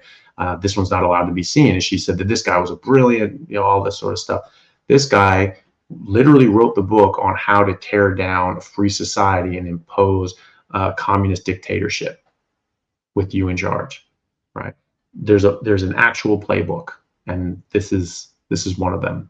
Healthcare is another part of it too, I might add as well. So something to think about. And people have their different views on things, but that doesn't change the fact that this is part of the playbook. And people can read that. They can read the rules for radicals by Saul Alinsky, and they can read Road to Serfdom. But this is all in the playbook. And while Alinsky was telling you how to get it done, Friedrich Hayek was warning you that this was happening and what to watch out for. They line up pretty damn well. So yeah, that's what I have to say about the vegans. Jay Hawaii, thank you very much for the super chat. 18 months carnivore, recently added broccoli, white rice separately. Experienced major pain in foot and Achilles. Any idea what it is or labs to test? Well, if you're getting pain in your foot and your Achilles, and when you added in broccoli and rice, I would get rid of the broccoli and rice. When you add carbohydrates, and especially things like seeds and grains like rice has a lot of defense chemicals that can create a lot of inflammation, which can increase pain, and the carbohydrates increase insulin, which suppress ketones, and ketones directly suppress the inflammation that we have. So when you eat rice, you're adding inflammation and you're taking away measures to reduce inflammation. So that's going to make pain worse. So if I have anything like that, even if it just sort of slips in and I don't really notice it, like my inflammation increases, my back hurts like hell for a few days. So I would get rid of all that stuff and see how you go. I don't think you necessarily need to test any labs, because you really just need to get rid of the broccoli and rice. If you get rid of the broccoli and rice and a couple weeks and that pain doesn't settle down, you might need to go get it checked out. I mean, if you have an injury, that's a separate thing. I mean, you didn't mention an injury here, but people do get injured, and so get a doctor to check that out and make sure there's not some sort of ligamental injury or some sort of damage that you've done to your foot and ankle without really realizing it. Also, medications can affect these things. Certain antibiotics increase your risk of having Achilles tendon rupture and different sort of tendon ruptures. So that's something to think about as well if you're on any sort of medications or antibiotics recently as well. But if it's just the broccoli and rice you added in and then your ankle started to hurt, get rid of the broccoli and rice. Oh, goodness. There we go. Leo Wells, thank you very much for the super chat. Recommendations for quitting coffee easily. 20-year addiction. I drink black coffee. Worried about withdrawal symptoms. Yeah. So what I think is probably best is to switch to caffeine pills. And if you switch to the pills, then you can sort of regulate the dosage you're getting. You don't get the 150,000 other chemicals that are coming with the coffee that you don't necessarily need or want, and probably never did. And you're just getting the caffeine, and then you can sort of reduce down the amount because you can just take the pill, cut it in half, take half a pill, or you sort of wait. Headaches are usually the main thing with caffeine withdrawals. Usually last a few days, and that's it. They can be pretty bad though for some people. Some people don't have them at all. Even people that have been on it for a long time, and then other people that only had like 1 cup a day, they don't have that 1 cup and they get a headache. It's very strange how it affects people differently like that. But see how you go. You can just stop and then have the caffeine pill on deck, or like a quarter pill or half a pill, like 25 milligrams, 50 milligrams. And if you start getting a bad headache, you take that 25 to 50 milligrams, and that should suppress your headache and get you through that. The next day you might get a headache. You just do it again, but you're taking in a lot less caffeine. You're basically only taking it when you get a headache. You just take a small amount. And that should significantly reduce the amount of caffeine that you're taking in every day. And as you go, you should need less and less and less and less and less as you become less and less addicted to it. So that's what I would do. And you can sort of wean yourself off of that. But you do need to wean it. You can't. It's not great to start taking the same amount as you always were. Joseph, thank you so much for the super chat. I really appreciate it. Besides the normal carnivore food, what is a way to up the intake of fat? Are ribeyes, bacon, eggs, etc. good enough? Thank you for what you do. Well, first of all, thank you, and you're very welcome. Yeah, generally ribeyes, bacon, and eggs are great. So ribeyes tend to be around 7% calories from fat, so about a gram of fat for a gram of protein. That makes about 70 calories per gram, or sorry, 70% calories from fat. And bacon can have more of that depending on the cut of bacon. Eggs are around 60% for the full thing. Egg yolks are 80%. So if you wanted to increase your fat, you could just separate out the yolks and just have the yolks and not the whites. That will get you up to 2 to 1 grams of fat per protein, gram of protein. You can also add in butter if you like. And then, yeah, it's really just fatty cuts. Brisket's super fatty. It's very cheap as well. I know people that have, like a guy who goes by Life Like Jake. I had him on my podcast. He just gets brisket and he cuts that up into steaks. He says they're great. Something I'll have to try. And definitely great fat content there. So really best to do it with just fat content. Bacon, as long as you're not getting it like sugar cured and all that sort of stuff, we're fine. You can also do pork bellies, and when I get pork bellies, I just look for the fattiest ones possible and get those. And so those are going to have a very high fat content as well. And so those are the things you can do. And then adding butter. I add butter to my steaks if they're too lean, and that tastes amazing. It tastes really good to add that in. And if you tolerate butter, then that's a great option as well. And cooking eggs in butter. Maggie cooks, dude, she has like a half a pound to a pound of butter to like 12 or 14 eggs, and just slowly sort of stirs them in and mixes them together like in like scrambled eggs. But the way she does it, she's able to, it all connects. She's not having like a whole bunch of grease in the pan. It all just gets into the eggs. It's amazing. I don't know how it's I've done it once, and then the other times it's separated too quickly, so you have to have it on lower heat, I think. Probably try to whisk the eggs up first and then add that together with the melted butter and sort of stir it in, but have it at lower heat, because if it goes in and just starts cooking, it'll cook separate to the fat. And so you want to sort of fold it in together and get the eggs mixed in with the liquid butter and sort of stirred in with it, so that you can then it sort of cooks in together, and the butter cooks in with the eggs. It's great if you can do it right. I've done it once. And the other 2 times did not work out as well, but I'm still working on it. So that's but yeah, those are some tips anyway. Hopefully that helps. Coffee Max Bass, thank you for the super chat. No questions, just thanks. Great calorie chat. Oh, well, thank you very much. I appreciate that. Yeah, I think it's important to sort of think about these things a bit differently. Calories, that's just a unit of measure. That's different. I mean, it's just you're using the wrong units, right? So it's just like, I mean, how tall is that building? Oh, 65 miles an hour. I'm like, that doesn't mean anything to me. Like that's what that's for you talking about. Um, Different unit, wrong unit. That doesn't make sense to me. So that's how I think about calories as well. It's just a different unit, and it's not really applicable to weight, per se. Wheezy Dame, thank you so much for the super chat. Leukemia, lymphoma, immunophenotyping. Just wanting your opinion if you think the carnivore diet would be helpful with this condition.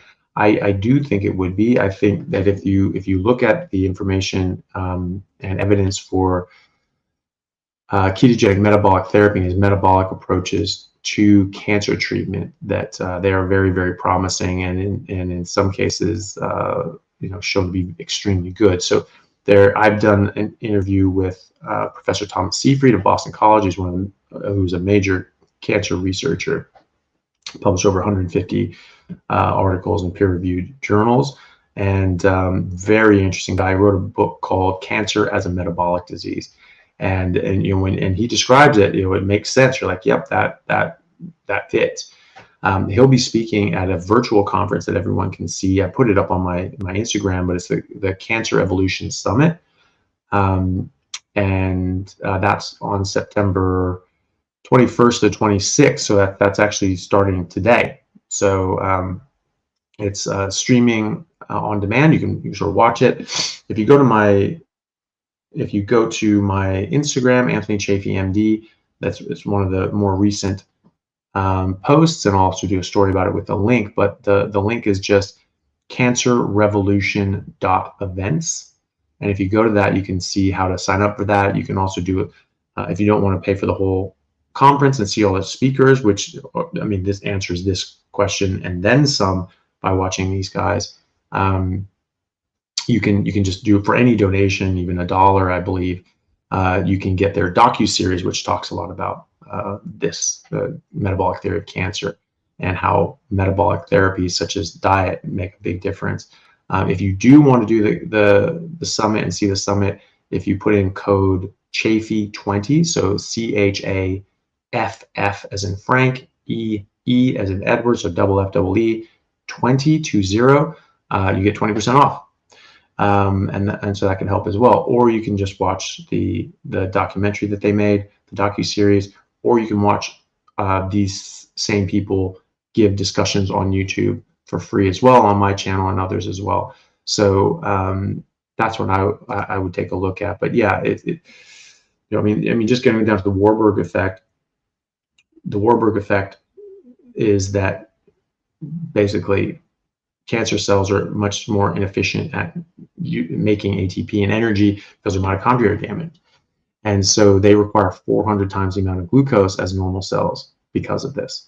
And so you limit the amount of glucose available, you limit the amount of energy available to the cell. Very simple. And there's other benefits as well. So there was a study in 2019, 2020 that showed that in conjunction with chemo and radiation, a ketogenic diet like a carnivore diet, without carbohydrates, obviously, that this improved chemo and radiation efficacy on the cancer cells. So it sensitized the cancer cells to the chemo and radiation, made it work better, and it also protected normal cells from the chemo and radiation. So people did a lot better with that. And so, so that's just something to think about as well. But yeah, there's a lot of information on that that goes into much more detail, and it's very interesting. But yes, I do think that would be helpful, and I think it would be helpful to watch my interview with Professor Seyfried, Seyfried, and even check out the Cancer Summit that's going on now. Susan Lydia, thank you very much for the super chat. Will you ever interview Jordan and Tammy Pearson? Oh my God, I would love to. And I don't think I've made it to their radar yet, and I don't know if that I would ever be able to get a hold of them, because it's just hard. It's hard to get through to people like that when you have so many people trying to get your attention. So I don't even know how I would go about that. I would love to interview them and Michaela. I mean, she has an amazing story, and that would be fantastic to talk to her. She's done great work here, and also just her own podcast, which is separate from a carnivore diet. She just interviews interesting people about interesting things, and so I would absolutely love to have all of them on a podcast at some point, and hopefully I can in the future. Kendrick Hawk, thank you very much for the super chat. Personal question: is your hospital residency okay? You seem to have a lot of time for travel and long form podcasts lately. Well, I've always sort of stuck in these podcasts whenever I could, and just basically not slept. But no, I've spoken about this before, where I was taking some months off for as a research term, and so I could do some of these projects and do some research and write a book that has not finished yet, and then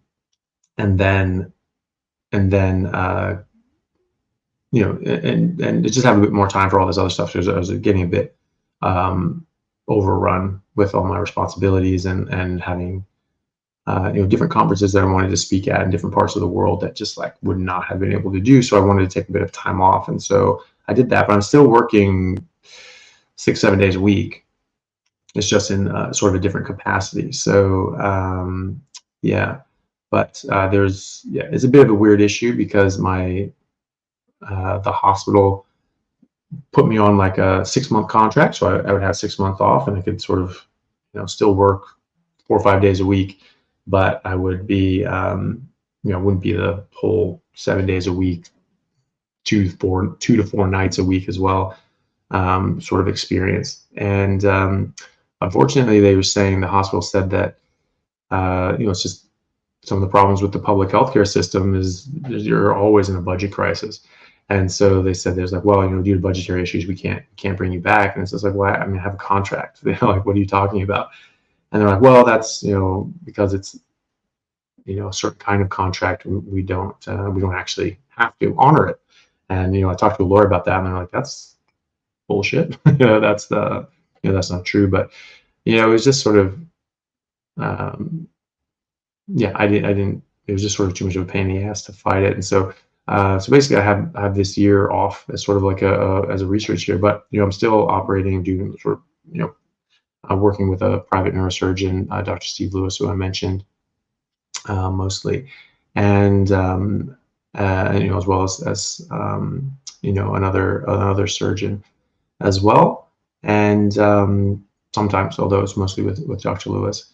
And so we do, so just doing their sort of private surgery lists and helping out with that. And then I have my private clinic that I'm at all the other days. So I'm still basically working 6 days a week, either doing surgeries or in the clinic. And then I have this sort of in the free time that I don't have either. So like today, I don't have clinic today, and I don't have surgery today. Other days I will, and I'll have to probably do this a bit earlier and leave a bit earlier as well, and not be able to do like the whole 3-hour things that we do other times. But I appreciate the question. I appreciate the concern. It's a bit of a weird situation here in Australia. It's not the same as in the States, and so they can stuff you around a bit more than they can there. So. And then also, just not having permanent residency, the work that I've done here in neurosurgery in the last 4 years hasn't really counted towards anything, and that's annoying, And if I had known that coming here, I wouldn't have come here. I would have stayed in the States and been done, But it's okay, we live and learn, and I've gotten a lot of great experience, met a lot of great people, worked with a lot of brilliant doctors and surgeons, and I can't complain about that. And I've gotten a lot of experience and knowledge and exposure because of that, and so I'm very happy with that.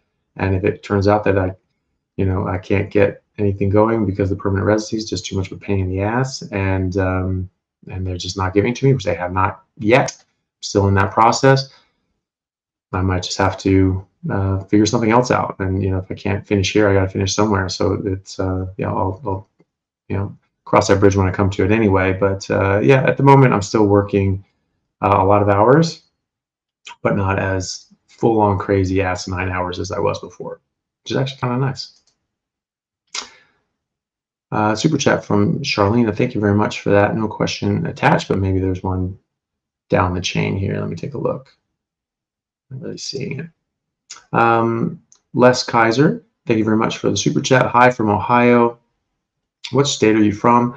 And also, I just added lots of seafood to my carnivore diet. Is that a good thing or not so much?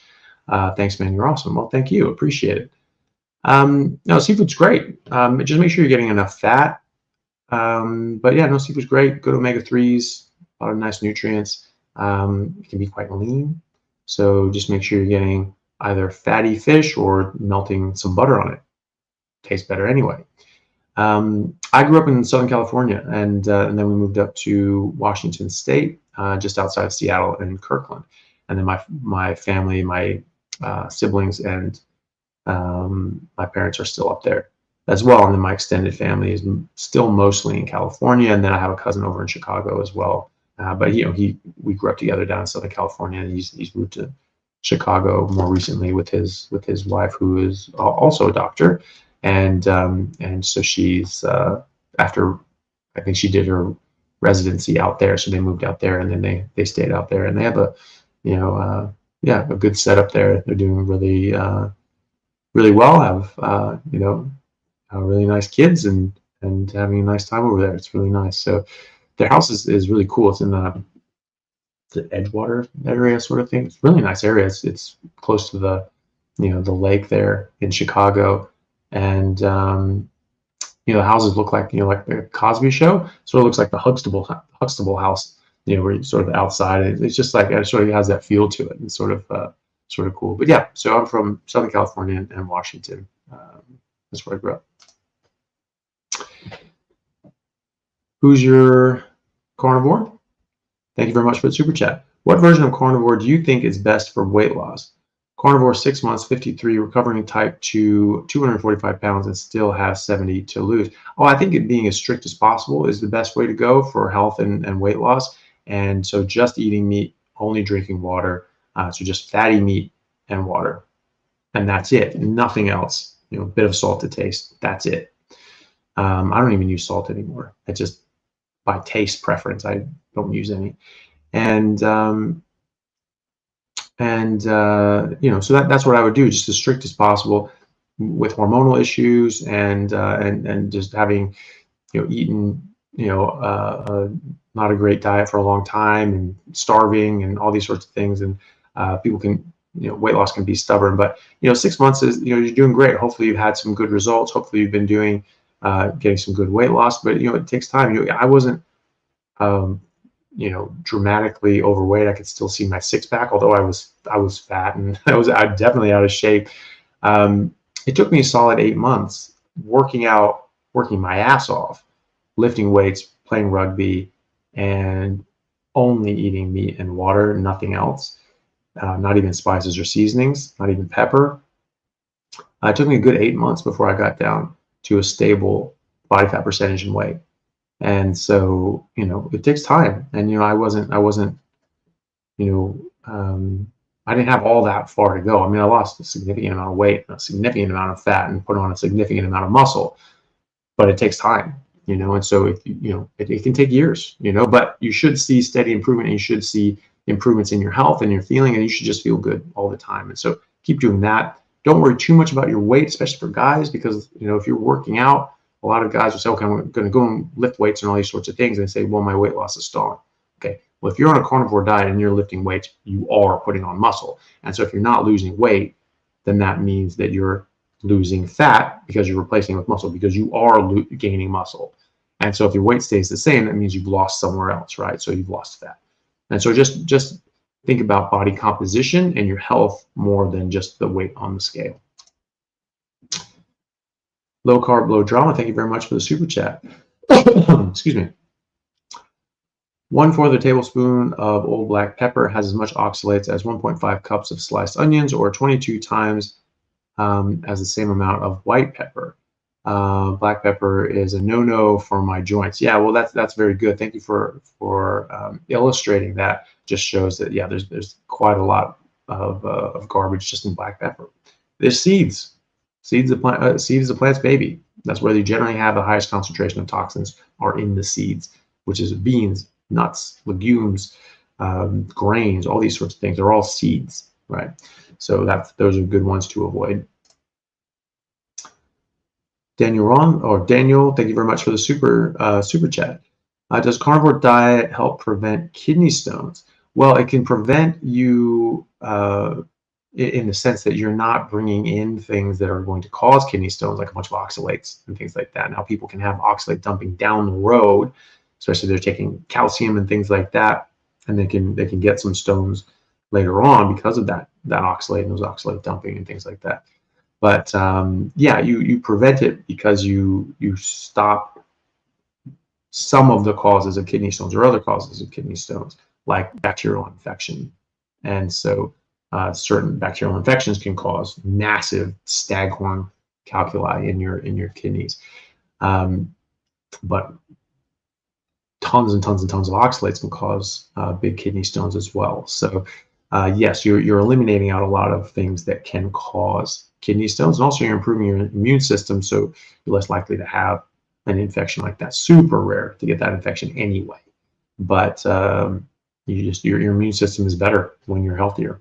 So yes, it can definitely help that. But there are some people that can still get kidney stones down the road from oxalate dumping. Your body's just storing up all these oxalates in your cells because it's toxic, and your body's trying to keep it and sequester it away. And then you start unloading these things. Okay, let's get rid of this crap, and that can build up, and you can get some stones that way. So drink enough water as well. That can dilute that stuff out. You're dumping all that stuff out too. Carnivore Cal, thank you very much for the super chat. Question: I'm lean. How to add more muscle mass? So you need to work out and you need to eat more. So you need to lift weights. You need to do anaerobic activity. Work hard. 10 to 15 rep range is a good range to preserve your joints and still get good hypertrophy and strength. And so just work out 3-4 days a week, and at least you do 4 days a week: Monday, Tuesday, Thursday, Friday. You have a rest day Wednesday, rest over the weekend, and then and then you need to eat enough. And so you keep eating fatty meat until it stops tasting good. Try to eat twice a day if you're working out steadily, because you will need more. You will need more meat when you're putting on meat, right? So stimulate your muscles to grow. Give your muscles enough nutrients and building blocks so that they can grow, and that's how you put on weight.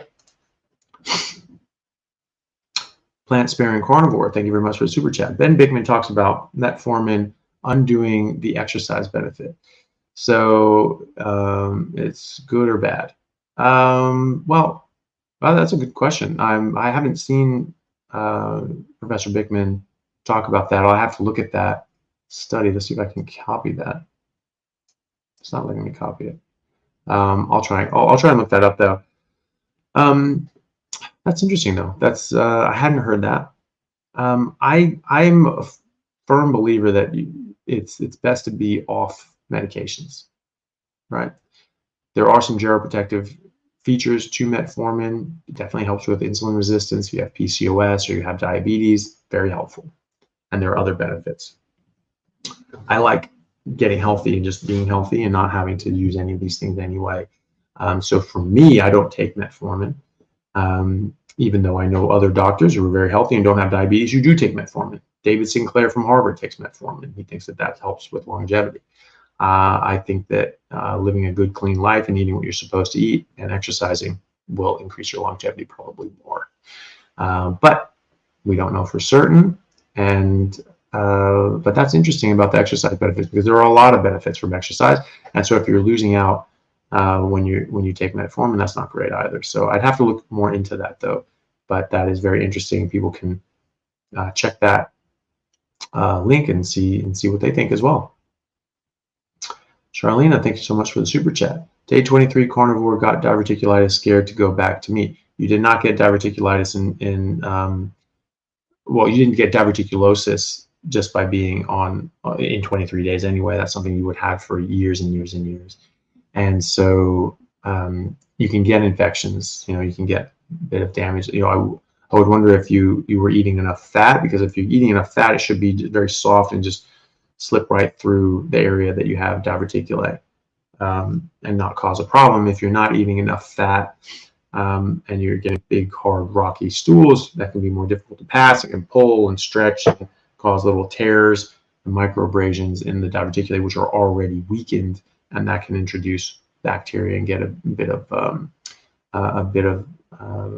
infection in there and cause diverticulitis. But remember, what do surgeons do and recommend you eat when you have diverticulitis? You want to rest the bowel. Low residue food, so no fiber, no seeds, no anything like that are going to sort of cause more problems, right? So that's a carnivore diet perfectly fits that, right? So you can sort of fast for a bit. I would get enough fat though. That's really important, and that will keep things soft and smooth and moving, so that it doesn't cause excess strain to your bowel and your colon that have diverticulae. You've had diverticulae for years and years and years and years and years. They don't just show up overnight. They take decades to form, and so it's something that you had for a very long time, and I think the best way of managing that is still with a low residue diet, no fiber, seeds, and all these sorts of things that can get stuck in there and cause little abrasions and problems, and just eating meat and eating fat. And I think you'll be much better off that way. And I know a lot of people that with diverticulosis that have improved and on a carnivore diet. So I would still think that would be best for you. So good luck with that. Matthew Wang, thanks so much for the super chat. Hi, Dr. Chaffee. Hope all is well. Do you have to take a zinc to copper balance ratio when tallying 2,000 calories of beef steaks? It seems zinc is very high relative to copper. I've never done that. If you want to, if you're concerned about that, then by all means do. There is copper in beef liver, quite a lot of copper. Eat too much, you get too much. But if you're worried about that, you can certainly check your ratios. I mean, I think that a lot of these nutrients that we're getting, according to the RDAs, this is out of balance and that's out of balance. You're not getting enough of this, you're not getting enough of that. But we know that that's not true, because we get everything we need and we're perfectly fine. Oh, there's not enough calcium and all these sort of things. And yet everyone's calcium is fine. And I've seen people improve their bone density in late or middle age, which is not supposed to happen. We're told that you can't deposit more bone density after 25. Well, that's not true. And you're doing it on a low calcium diet, just eating muscle meat. And yet people are putting on bone density. Most of bone is collagen anyway, and it gets mineralized, right? And so that's part of that. But these ratios and how much you're supposed to get in proportion to other things, those are figured out and written for people eating a mixed diet with a bunch of plant chemicals and things like that disrupt and bind different nutrients that make it so you can't absorb these things as well, right? And so that can be different as well. So you can definitely get your ratio checked and get your numbers checked. I mean, people say there's not enough zinc or magnesium or all these sorts of things of meat, and yet my numbers are all in optimal ranges, and that's what I see in my patients as well. So I think it's a bit different for us, but you can certainly check it. And if you think you need a bit more copper, you can add in a bit of beef liver. A lot of other good things in beef liver as well. Just don't get too much. That can cause a problem as well. You can get a buildup of the copper. You can get a buildup of fat-soluble vitamins like vitamin A. So having it, a couple times, a small amount, a couple times a week, perfectly fine. Stephen Kleskiewski, sorry about that. Butchered your name, but thank you very much for the $50 super chat. It's very generous of you. Began meat and fruit 3.5 weeks ago when I stopped drinking. Good job. Well, very well done. That's a big step. I was a daily drinker. I am not on medications. I don't drink caffeine. I exercise 5 days a week, consuming 70% fat, less than 5% carbs. I can't break 2 to 4 hours of sleep. Any advice? Diet issues or lifestyle change? Well, having been addicted to alcohol for a long time and being a daily drinker, that can absolutely affect our sleep, and you can become dependent on them, just like people can become dependent on benzodiazepines for sleep, and it can be very difficult to get to sleep afterwards without them. So it's very commendable. It's very impressive that you were able to drop all that after using that daily for a long time. That's really, really great. It can take time, for your body to sort of readjust and get sleep. You can try melatonin. You can try all the different sorts of things, turning off the lights, using a sleep mask, optimizing your sleep routine.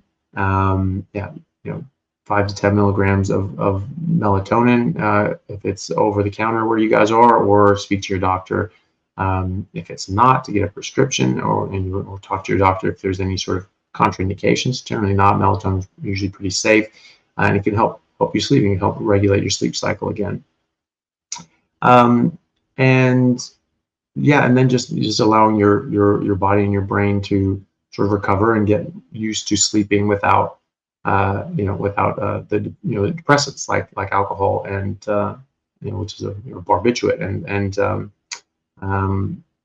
or different benzos. People have real hard time sleeping when they're coming off benzodiazepines, and it can be similar with alcohol as well, but it gets better. So just keep going with it. Optimize all the things you can optimize. Just eat. If you're consuming less than 5% carbs, if you can just get off of those completely, see if that helps. Just going just fatty meat. Try eating later in the day. If you eat a big fatty meal, big fatty steak, that often puts people into rest and digest mode. Moves blood over to the intestines, so it's less available for your brain, and you become tired. You become lethargic. So I think it's pretty natural to eat a big meal, to eat a big fatty meal right before I go to bed, because it just naturally puts me into a calm, sleepy, lethargic state, and I just pass out. You can try those blue blocking glasses; those help. Like I had those on last night. Had a meal and was in bed, sort of replying to some messages in the carnivore group I'm in, and I passed out just answering a couple messages. It was just like it works, like it really helps. So you can try that, and hopefully, with a little sort of adjustments and given some time, that you'll come out of that. And I expect that you will. I expect that in the coming sort of weeks or months, which doesn't sound great to be weeks or months, but in time, I think that your body will adjust back to a normal sleep cycle without this chemical dependency. And I would not use any sort of chemicals apart from like melatonin and optimizing your sleep and just eating meat to help with this, because it's not a great thing to be addicted to these substances to help you sleep, because you have to have them when you sleep. It's not great. And so that's what I would do. And good luck with that. That's a bit of a pain. If you need to take a nap during the day, take a nap, whatever. Just get your body used to being asleep again. Some people will say, you don't want to take a nap during the day because you don't want to, then it's harder to get to sleep at night. At some point, sure. But, you still need sleep, and your brain and your body need sleep. And if you're dealing with this and you can't sleep more than a couple hours at a time, sleeping more often during the day, then if that's what you need to do, that's what you need to do. But it doesn't necessarily have to be a long-term thing. John Tarasuk, thank you very much for the super chat. There's no question available with that. But here's a comment later down. So from John, said, I started carnivore after seeing you on 60 Minutes. Well, that's good. At least that was good for something. Dropped 8 kilos and feel great. Awesome. Good to hear it. Glad to hear it. I have coffee with sweetener and sugar-free drinks. What are the downsides of sweeteners if I'm not feeling any? Well, the thing is that, you didn't necessarily feel any downsides to the way you were eating before. And then you tried something different and you said, wow, I feel better now. So that's where the contrast is. And so just a simple experiment, you can try dropping those for a few weeks. 30 days is a good is a good length of time to run a proper test. And you just drop the sweeteners and even the coffee, or at least the sweeteners and sugar-free drinks, if you want to keep the coffee. And then just drop them for 30 days, and you'll see a difference. It can affect your insulin. It can affect your blood sugar. And it affects you in other ways. So like just stevia, my brother sent me a study last year about stevia in mice, and they, so preclinical animal trial, not humans. Who knows how this affects us? But interesting nonetheless that they gave these mice an equivalent of just one can of, sugar-free soda with stevia in it a day, just one soda a day, right? One diet soda a day. And the fertility rate dropped from 100% in the control group down to 45% in the stevia group. So it dropped 55%, right? Massive difference. So what the hell is that doing to you? What the hell is that doing to your hormones? What the hell is that doing to your body? So this is just, these things are chemicals, they're not food, and just because they don't have carbohydrates, that doesn't mean that they don't have chemical interactions in your body or hormonal reactions in your body. And so that's something I would be very mindful of. And so just try it, just like you tried carnivore and you found good results, you can try just dropping these and see what your results are. And if you go 30 days, you go, don't really feel a difference, try them back in, don't really care, fine. That's totally your prerogative. But I bet that you'll feel different. A lot of people do. And a lot of people find that they're actually quite addictive, these artificial sweeteners, and that they're actually more difficult to drop than sugar. At least a couple of people have told me that. And so, that's a bit concerning, that they're giving you that sort of response. I mean, that's not what you want. You don't want something in your body that's going to give you a reaction like that. If something is really fighting you to not stop taking it, definitely want to stop taking it, in my opinion. So that's what I would do. Just give it a try and see how you go. I bet you'll feel better. Slater Betts, thank you very much for the $50 super chat. It's very, very generous of you. There wasn't a question attached. Maybe there's one down the chain here. I will look for it. There we go. There we go. So Slater, well, thank you again for both super chats. Hi, Dr. Chaffee. Grateful for what you do. Been carnivore 6 months now. Got blood work done and everything looks great except folate was 3.8. Doctor was very concerned. Should I supplement? Well, look, there are some people that don't process folate properly. Or they can even have the MTHFR gene mutation, which means that they don't really process folate and even B12 properly. And that might be you. And if it's not you, you may be just a hypo metabolizer as well.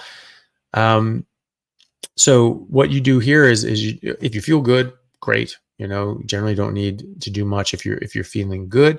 But I think it is probably good to sort of keep that in a decent reference range until we know more about it, because reference ranges for us are probably different than other people, because these were figured out for people that were on a mixed diet. So may not be a problem. However, folate being what it is, it can cause serious issues if you have it being too low, especially in pregnancy. So especially anyone who's thinking about getting pregnant or could get pregnant, or trying to get pregnant or is pregnant, don't mess around with your folate, because you can get neural tube defects and spina bifida and things like that lifelong, right? So keep your folate up. Liver has plenty of folate. And so if you're not getting everything done with the skeletal muscle, meat, and fat that you're eating, then just add in some liver, either chicken liver, beef liver, sheep liver, pig liver, whatever, odd liver. All of that is fine. Just add that in a couple times a week, sort of maybe 2-3 times a week. See how you go. Get it checked again in 6 to 8 weeks, and that should be much better. Yeah, so if you need to do that, just add in a bit, and that should be fine. I mean, if you think about it, we are designed to eat wild animals that have been eating what they are designed to eat and are healthy as they can be. We didn't pick off the stragglers. We went for the alphas. We went for the biggest, strongest, fattest bastards, right? Because those are the ones that had the most fat, the most nutrients. So that's what we want. We were apex predators, but it wasn't like a lion that's an apex predator that's going for the stragglers and the older ones and the younger ones that they can get, and may not be able to chase down, a prime, cow or buck that's just in the prime of its life, may not be able to get that. We can. We had distance weapons and tools that allowed us to take down the best ones that we want. We went for the trophy bucks that were like the best examples of their species. And so we're getting very healthy meat, right? And so that has a different complement of nutrients. So you can look at this with regeneratively raised, grass-fed and finished cows. They have 4 to 5 times the number of the amount of these different nutrients, sometimes a lot more. What's the man's name? I always forget this guy's name. Anyways, he's a major regenerative farmer in America. He's been on a number of podcasts. Very interesting guy. And he's talking about like his chickens, like normal chickens, normal USDA says that, chickens have or chicken eggs have like 41 milligrams of folate specifically, right? But his regeneratively raised chickens, the eggs that they produce have over 1,000 milligrams of folate. So where you get your meat and eggs makes a difference. And so if we're just getting, Safeway,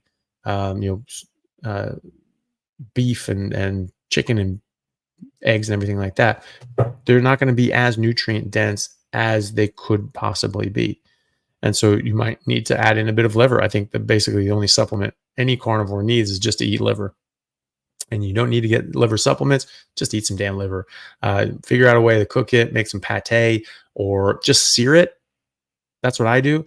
Just sear the outside, or actually that's what Maggie did, and she just seared it. So this is like a seared ahi. You just sear the outside, you leave the inside raw. Tastes so much better. And so I had some liver the other day. I think that's probably, I've been counting, it's like the 7th time I've had liver in the last decade.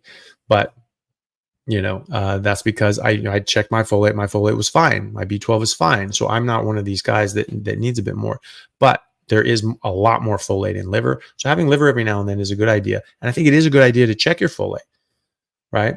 Because you don't know if you're one of these people that can't process folate as well as others unless you check. I mean, if you have a problem and you don't feel well, then you can check too. But, just checking early on before there is a problem is a good idea too. So I think folate, as far as blood tests are concerned, is one that we should check for carnivores, like B12 and folate. Just make sure you're in good ranges. And if you're not, or you're sort of on the lower end of that spectrum, add in liver a couple times a week. Good idea. But also make sure you're not having too much, because you don't want to get an abundance of copper and vitamin A and things like that. Sharon Rentz, thank you so much for the super chat. I've been carnivore for 4 weeks and suffer from rheumatoid arthritis. How can I stop feeling fatigue? I eat once a day, 1 cup of bone broth, water, coffee with cream. Is there a doctor with your mindset in Adelaide? There might be. So if you go to the Low Carb Down Under website, just lowcarbdownunder.com.au possibly, but you just Google it. You'll find it pretty easily. They have a list of clinicians, practitioners, dietitians, doctors that have personally signed up for that, so that they can be part of this sort of low carb network. And whether they're carnivore or keto, it's that's fine. At least they'll understand the core concepts that meat's not bad, fat's not bad, it's not a heart disease risk, and there are benefits from changing the way you eat.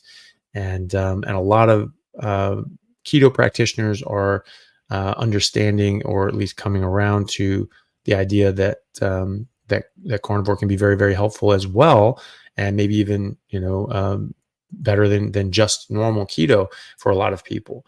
I think it pretty much for everybody, because you're getting rid of different plant toxins and things like that. But yeah, so more and more people are coming around to that. So I would go to the Low Carb Down Under website and look. I'm sure there are doctors in Adelaide that on that list. As far as your rheumatoid arthritis, hopefully that gets better. I mean, that generally does. You want to be on red meat and water for best results. Stay away from dairy and eggs and pork and chicken. You will do best on red meat and water with a bit of salt. I would stay away from seasonings as well. anyone with an autoimmune issue, you need to be very, very as close to red meat and water and nothing else as possible, and for best results. As far as fatigue, that can take some time. I do have a video, so I had that in that playlist, getting started on a carnivore diet. There's that frequently asked questions video that I did, the carnivore FAQs. I address fatigue in that. So it can be that you're eating during the day, you're going to get lethargic after you eat, so you want to eat later on towards the night. It could be that you're not drinking enough water. It could be that you're not addressing your sleep schedule and that you're not optimizing your sleep.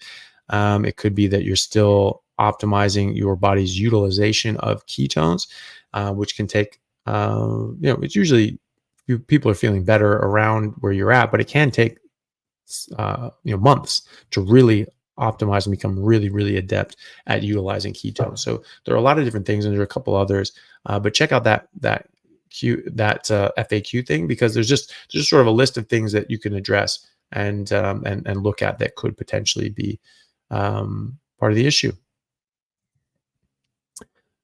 Joe Arcuri, thank you so much for the $100 super chat. That's very generous of you. Hi, Anthony. I'm 5'11", 155 pounds, 57 years old. Jesus Christ, I'm so dyslexic. I'm getting on average 50 grams of protein per meal, 3 times a day. Per meal, 3 times a day, so 150 total. Now, breakfast is 3 eggs, 100 grams of lean ground beef with lots of butter, whey protein, Greek yogurt for lunch, and a ribeye or strip loin for supper. Suggestions. Well, I mean, look, that all sounds great, but it's not necessarily about, the numbers and exactly how much you're getting, but is that enough for you?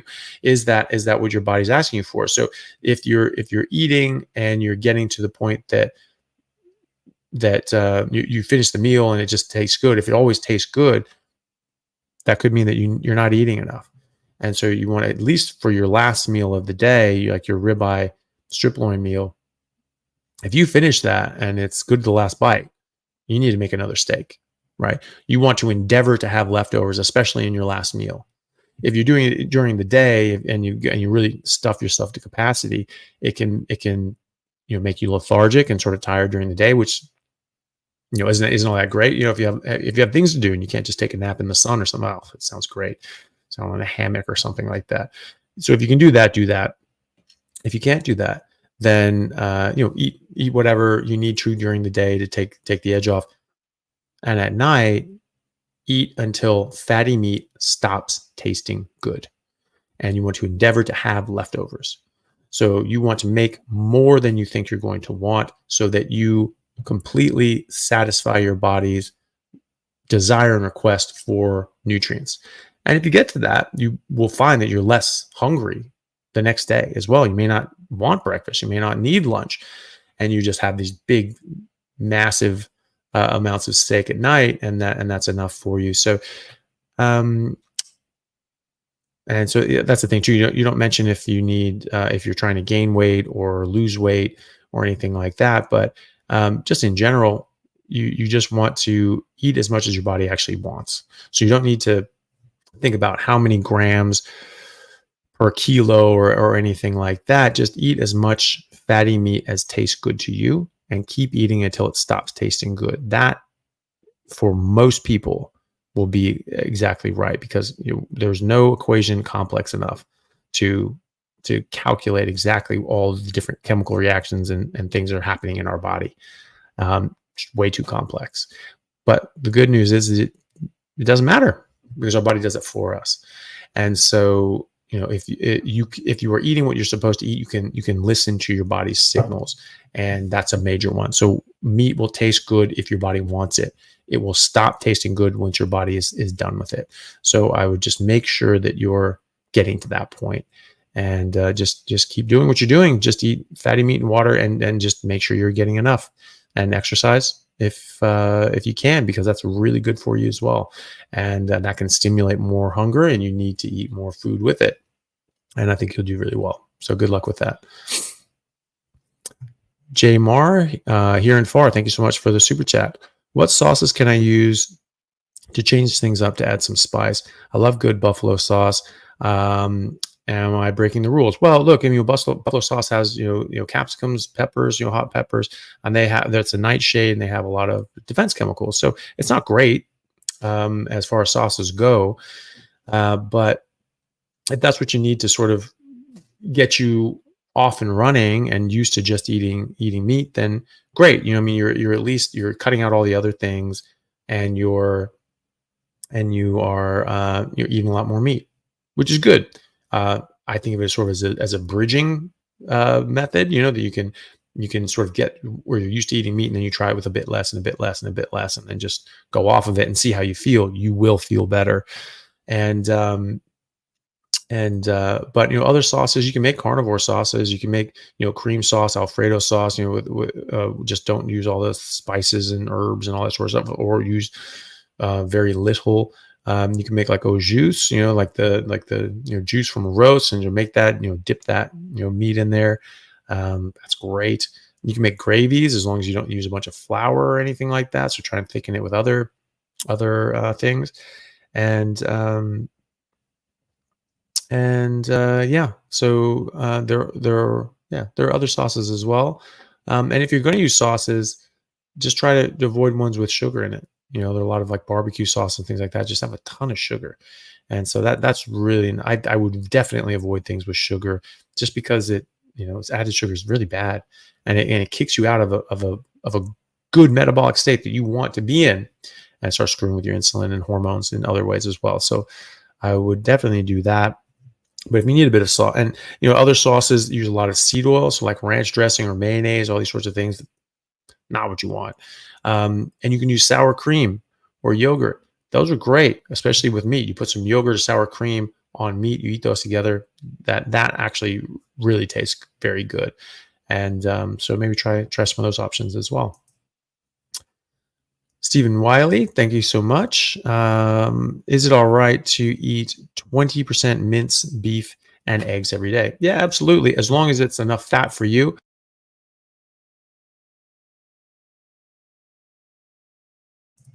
Sorry, something weird happened with my mic. 20% beef mince and eggs is probably a bit lean, but if that's enough meat for you, if you're not getting constipated, you're not drinking coffee or anything like that can mask constipation, then that's fine. But you might need a bit more fat than that. You might need a higher percentage of fat in your beef mince, or adding butter or egg yolks instead of the whole eggs. But no, ground beef and eggs every day is perfectly fine as long as you're getting enough fat. Madzumo, thank you for the super chat. What do vegetables have exactly to say they have carcinogens? WebMD says spinach has natural dietary nitrate. I'm so confused. Was Popeye wrong? Popeye was wrong. Popeye was a marketing gimmick, and was not.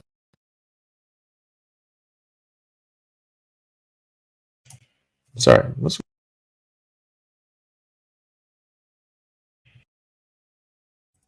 Don't know what's going on with my mic, but it keeps saying it gets unplugged. But anyway, yeah, no. So Popeye was a marketing gimmick.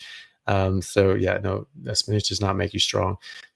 And there are a number of different chemicals. I mean, that's the problem is that plants make like a million different chemicals, and most of those are to harm you or to stop animals from eating them. And so they can be directly toxic. They can be directly harmful, and slow build up. People say like, oh gosh, well, it doesn't kill me right away, and blah blah blah.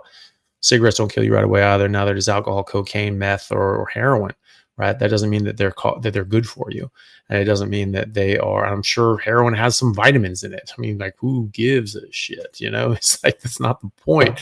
There are harmful things in there, and they can build up over time and cause problems over time. And some of those problems can lead to disruption and damage to the mitochondria and disruption. I mean, think about it this way: cyanide damages the electron transfer chain in your mitochondria when you're making ATP. This is what can kill you and stop your mitochondria from making ATP at all. and your tissue doesn't get any energy, and all your cells and tissue and brain die, right? Long before you die, this is damaging your mitochondria, and this has been shown by Professor Seifried and Nobel Prize winner Otto Warburg, that when you damage the mitochondria and you damage that the mechanism for making ATP, you can develop metabolic issues and cancer. And so things like cyanide built up over time at low doses, you can just chronically damage your mitochondria, chronically damage your metabolism, and build up and increase your chances of getting cancer, right? So, excuse me. So there are really thousands of these things that could potentially be cancerous or carcinogens. Will they cause cancer in everyone? No, of course not. Will they, how much is cancerous? How much is a risk? It's hard to say, because we don't have good studies on these sorts of things. I mean, we don't really know, how carcinogenic cigarettes are, and what kind of cigarettes are they? Cigarettes that were naturally cured or flue dried and chemically cured? Because there was a study I saw in high school, or my dad showed me in high school, that had mice that were predisposed to getting cancer, and they were exposed to normal cigarette smoke. They all got cancer and emphysema and all that sort of stuff. And then they had tobacco that was naturally cured, like the way that we would have done it for centuries, before the modern era. And they got all the emphysema and atherosclerosis and things like that. They did not get the cancer, right? So interesting, so it's not necessarily smoking that's causing cancer. It might be that there are these bloody chemicals that they're adding during the curing process that are causing cancer. So it's, we don't have a perfect answer for these sorts of things. However, this is recognized in botany and animal husbandry and veterinary medicine. Certain animals, you're eating certain things that can cause cancer, that can cause disease. The WHO recognizes that foods that we eat can be harmful, dangerous, deadly, mutagenic, or carcinogenic. That is on the WHO website. They say this, not me. WHO says this. And so, it's, there can be a lot of these different chemicals. There are literally nearly 1 million different chemicals that they use as defense. And so, and that's just the thing. These plants are defending themselves. And some of that defense can be directly toxic and just kill you. It can make it so you don't absorb nutrients properly. It can make it so that it disrupts your hormones in other ways. You can't reproduce. You can't make more little monsters that are going to come eat that plant, because that's what they consider you. They consider you a monster that is trying to eat them alive and eat their children alive. They don't have brains to conceptualize these things like that. But, in the grand scheme of things, that's what they consider animals, are monsters that are trying to eat them and kill them. Right. So they're going to protect themselves.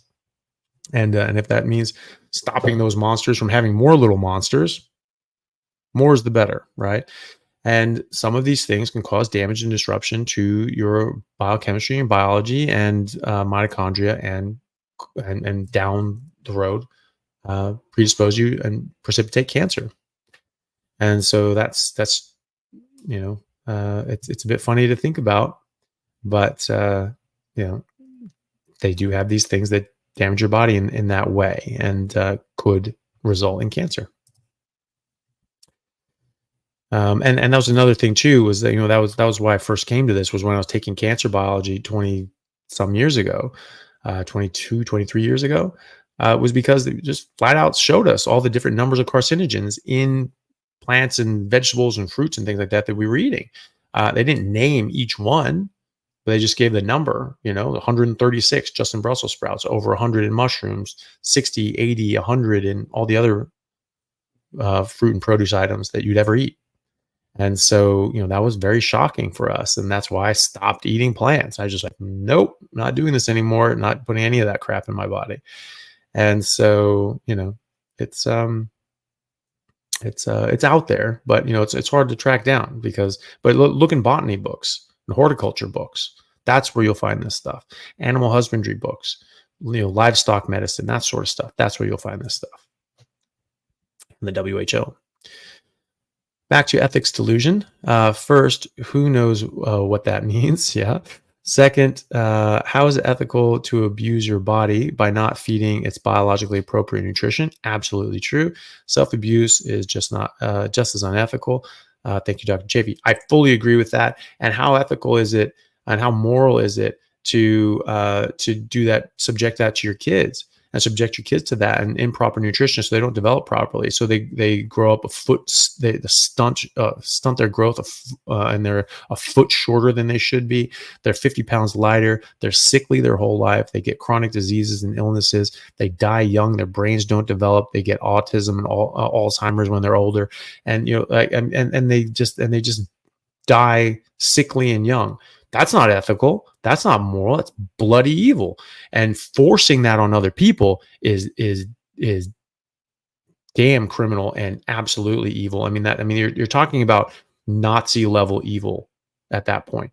Nazis said, "Oh, we need to do this for the greater good, the good of the world." Stalin said that as well. Lenin said that as well. You have to break a few eggs to make an omelet. So we just have to kill, a few dozen million people in order to bring about a perfect society for everyone else. Well, your kids are going to die, your elderly is going to suffer, you're going to be sick, but this is the best thing to do. The hell it is. If you're causing that much, widespread, rank destruction, it's clearly not the right thing to do. It's clearly evil, and you are clearly on the wrong side of this, and you are being deluded. You are being conned into thinking something that is good for the planet and humanity, when in fact it is pure and utter evil. And you just need to fight against that tooth and nail. Don't let any of these people tell you that your child should suffer and not be allowed to develop properly because of their preconceived notions that are dead ass wrong in the first place. And don't let anybody tell you that. And don't let anybody say that you should suffer and you should be sick and your parents should get dementia and get heart disease and be frail and go to nursing homes and die decades before they should, so that you don't have them in your life, so that your kids don't have them in their lives. And that's evil. Losing out on decades of time with your parents is evil. My grandparents should still be here. I never met my father's parents because of horrible information like this. And I'm never going to get that back. I'm never, ever going to be able to have a relationship with them. They were dead before I was born. My grandparents on my mother's side, I was very close with both of them, but I did not get nearly as much time as I should have. And I would have loved to have. And they died in their 90s. Oh, that's a really good age. They died 25 years young. They should have made it to 120. They should be here right now. And they're not. So how the hell is that ethical? It's not. And so I think it's delusional, and I think it's evil to push this on other people. You want to do that yourself, you go ahead. That's fine, but that's your choice. You don't get to do that to other people. You do not. And if you try to do that, you are in line with the Nazis. And that's what they did. Right? And we saw what happened in the Nuremberg trials. No one thinks that that's an okay thing to do. And so you need to get your head straight if you are in that way of thinking. Pacific Northwest Health Journey, thank you so much for the super chat. 4 weeks ago, I had Harry popped out with anal fissures. Okay. I had suppositories, no more Harry, Herry. I don't actually know what you're meaning by that, but still burns to go number 2. Would you recommend to fast for 3 days, or should I get some ointment from the doctor? Well, certainly get some ointment. So there's just fissures, and this can happen with bad constipation. So if you're getting this, you should you should definitely eat more fat. it should be soft and smooth and easy to pass. You should not have difficulty passing, and you won't if you eat enough fat. And people say, well, I'm already eating so much fat. Yeah, well, look, we all are shocked by the amount of fat that you actually have to eat, because it's so much more than we've ever eaten before, because we've really avoided it like the plague. But you need it. And so if you are constipated, then by definition, you are not eating enough fat. And so eat enough fat. If you eat enough fat, eventually your body will not be able to absorb it and it will go out. And your stools will be soft or even loose. So that's what I would do. You could fast and give your body a chance to heal. But if you're eating enough fat, it should be soft and be easier to pass. You can fast for a couple of days. You'll still have things in the pipeline, but yeah, that'll sort of delay things and empty things out. And you can just sort of, fasting for a couple of days is fairly safe unless you're very emaciated. So if you are, then don't. But it should be okay if you feel that that's what you need. Most people don't go more than a couple times a week anyway.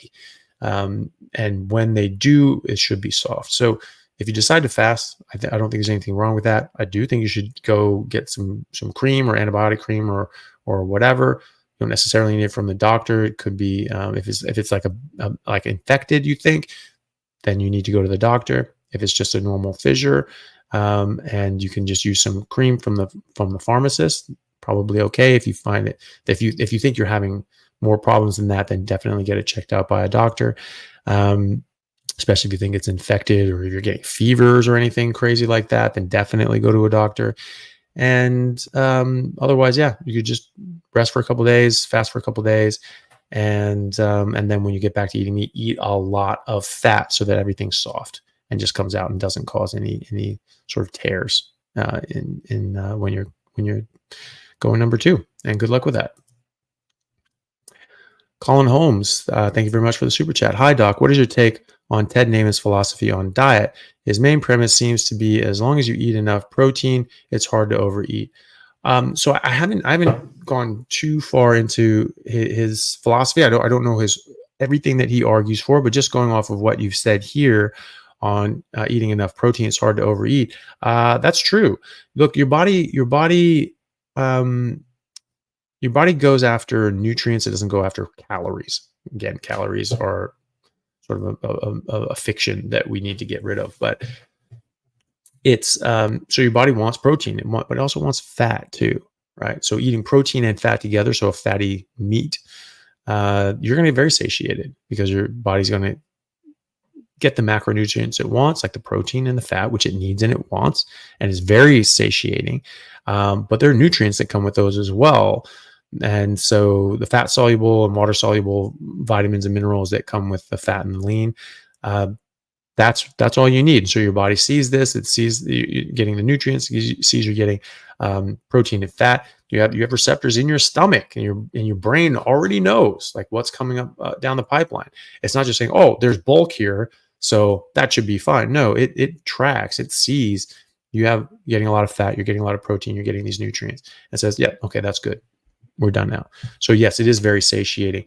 I would say you need to get enough fat as well. Protein is very satiating, but that's because your body wants a certain amount of protein, but that's not all of it. That's not all it wants. It wants fat as well. And so a combination of protein and fat together, you will be completely satiated in that regard.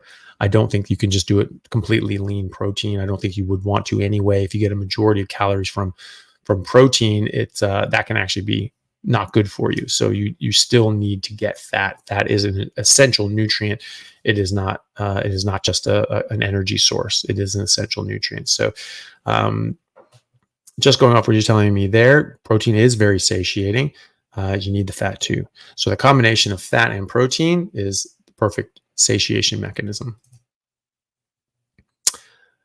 Tyler Villasaner, sorry if I butchered your name. I'm sure I did. Thank you for the super chat. Check Rothbard's Man, Economy, and State, Mises Human Action, Amos Bitcoin Standard, and Fiat Standard, Breedlove Sound Money, and Digital Age and Layered Money. So I'm not sure what those are, but I don't know if that was reference to something else or just an ad. I don't know. but I'm not really familiar with any of those sorts of things. But yeah, thank you for the super chat anyway.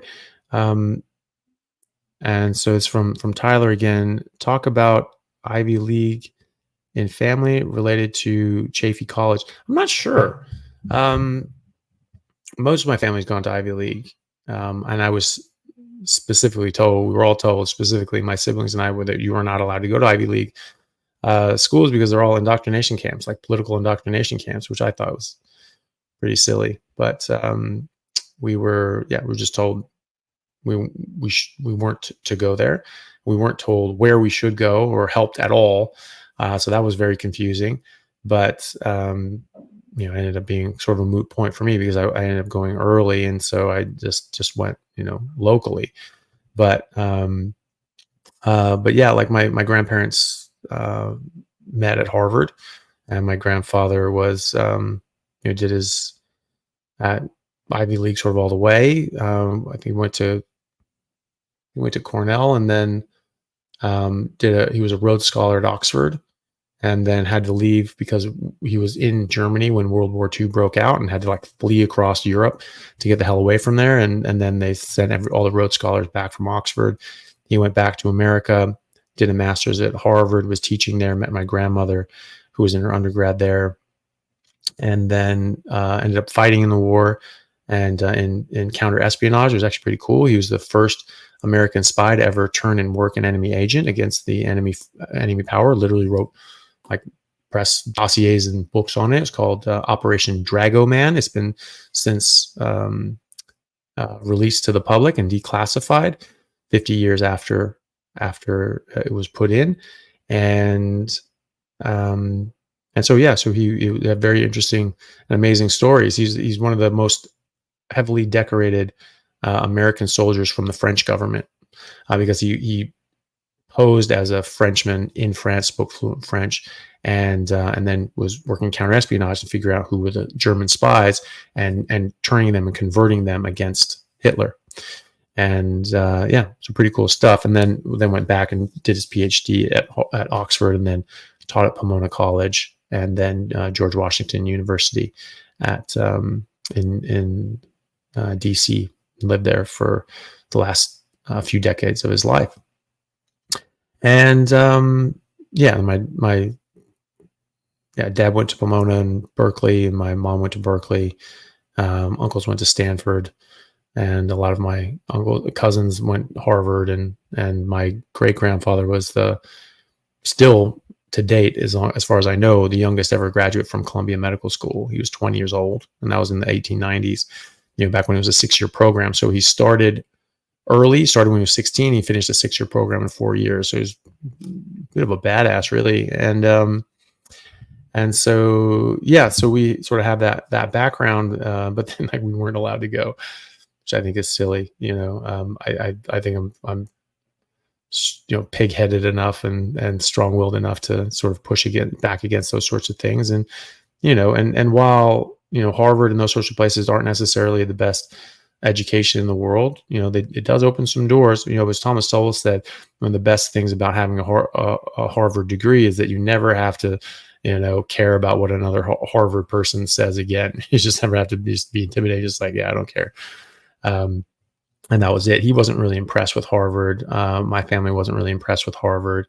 The ones who went there and the ones who didn't go there because they weren't very impressed with it. And I've noticed this as well. My grandparents talked about this. Thomas Sowell talks about this, and I have a friend of mine in Ireland. She's my roommate in medical school, and worked with some guys who graduated from Harvard more recently, and ended up marrying one of them. But there's a big attitude there that just because you went to Harvard, you're right about everything. And there's that Harvard says, this is from Harvard. This is it. It comes from Harvard. This is right. And so she was dealing with these people, and they were saying, they're like talking about just some, just usage of the English language. And she was saying, well, no, that's actually incorrect. It goes like this. And the guy just said, yes, it is right. I went to Harvard. So that was his argument. It wasn't like, well, yes, I'm correct. And here's why, here's the base, here's the root, here's the origins or whatever. It was, I went to Harvard. It's right. And she schooled him because she actually knows the base. Well, actually, it's a Latin base. It goes by this, and this is the diction, this is the usage, this is the origin, and just ran him down the plank. And he was just like, oh, but there's that attitude that because you went to Harvard, it has to be right, and you have to be right. And that was something my grandparents described, and that was something that Thomas Sowell described as well. Whereas when Sowell went to Chicago, it was just like, no, because he went to Harvard for his undergrad, Columbia for his master's, and then he transferred. Well, it was a really PhD program, but he finished his master's and transferred to Chicago because he wanted to study with George Stigler, and then Milton Friedman and Friedrich Hayek were there as well, and so that's who he studied with, and so he got his PhD from Chicago, University of Chicago, which is absolutely top tier, and actually that's where my grandmother went for undergrad and then transferred to Harvard, and she thought that Chicago was far, far better.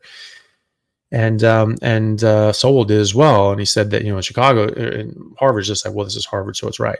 Whereas in Chicago, they taught you why and how to think, and not just, and so it was a very different sort of setup. And Sowell said that he never went back to Harvard for any, alumni things or whatever. He even taught at Amherst, which is not all that far away, and he never once went back. Like, he just had no interest.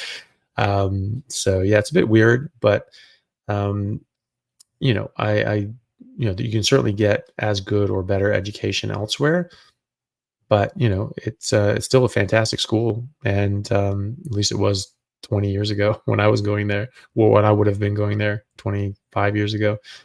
And it opens doors. You sort of have that, people assume that whatever university you went to was the best one that you could possibly get into, because that's what most people do. And so if you didn't go to Harvard, it's because you couldn't get to go into Harvard. And it doesn't matter. You talk to, if you show that you could have, they say, yeah, well, if you could have, you would have, and that's, it's a safe assumption for most people because it applies to most people, but not everybody. But yeah, it's interesting anyway. Elaine, thank you very much for the super chat. No question there, but there's one down here. Yeah, there we go. So Elaine S says, I have pernicious anemia and missing the intrinsic factor. Eating carnivore, will this cure me? Well, it can certainly help with autoimmune issues, but if you've pernicious anemia, you can get antibodies towards that part of your stomach, and it can kill the areas that make it intrinsic factor. Intrinsic factor has to be released and then binds to B12 so that you can absorb it. And if you don't have intrinsic factor, it doesn't matter how much B12 is coming into your body through your food, you're not going to absorb it. So this can absolutely reduce your autoantibody load and your autoimmune issue. And if those cells are not completely dead, they can recover. If they're too far gone, if they're damaged to the point of no return, then no, unfortunately. And in the meantime, you need to take B12 shots, or maybe sublingual, under the tongue. But the shots are generally better. What we use is called methylcobalamin, and that's more bioactive in the body as opposed to cyanocobalamin, which is attached to cyanide molecule, or was it hydroxycobalamin? There's a few, but the ones we use and seem to be the best or is methylcobalamin. And so if you can get that, then I would do it. I would do it that way.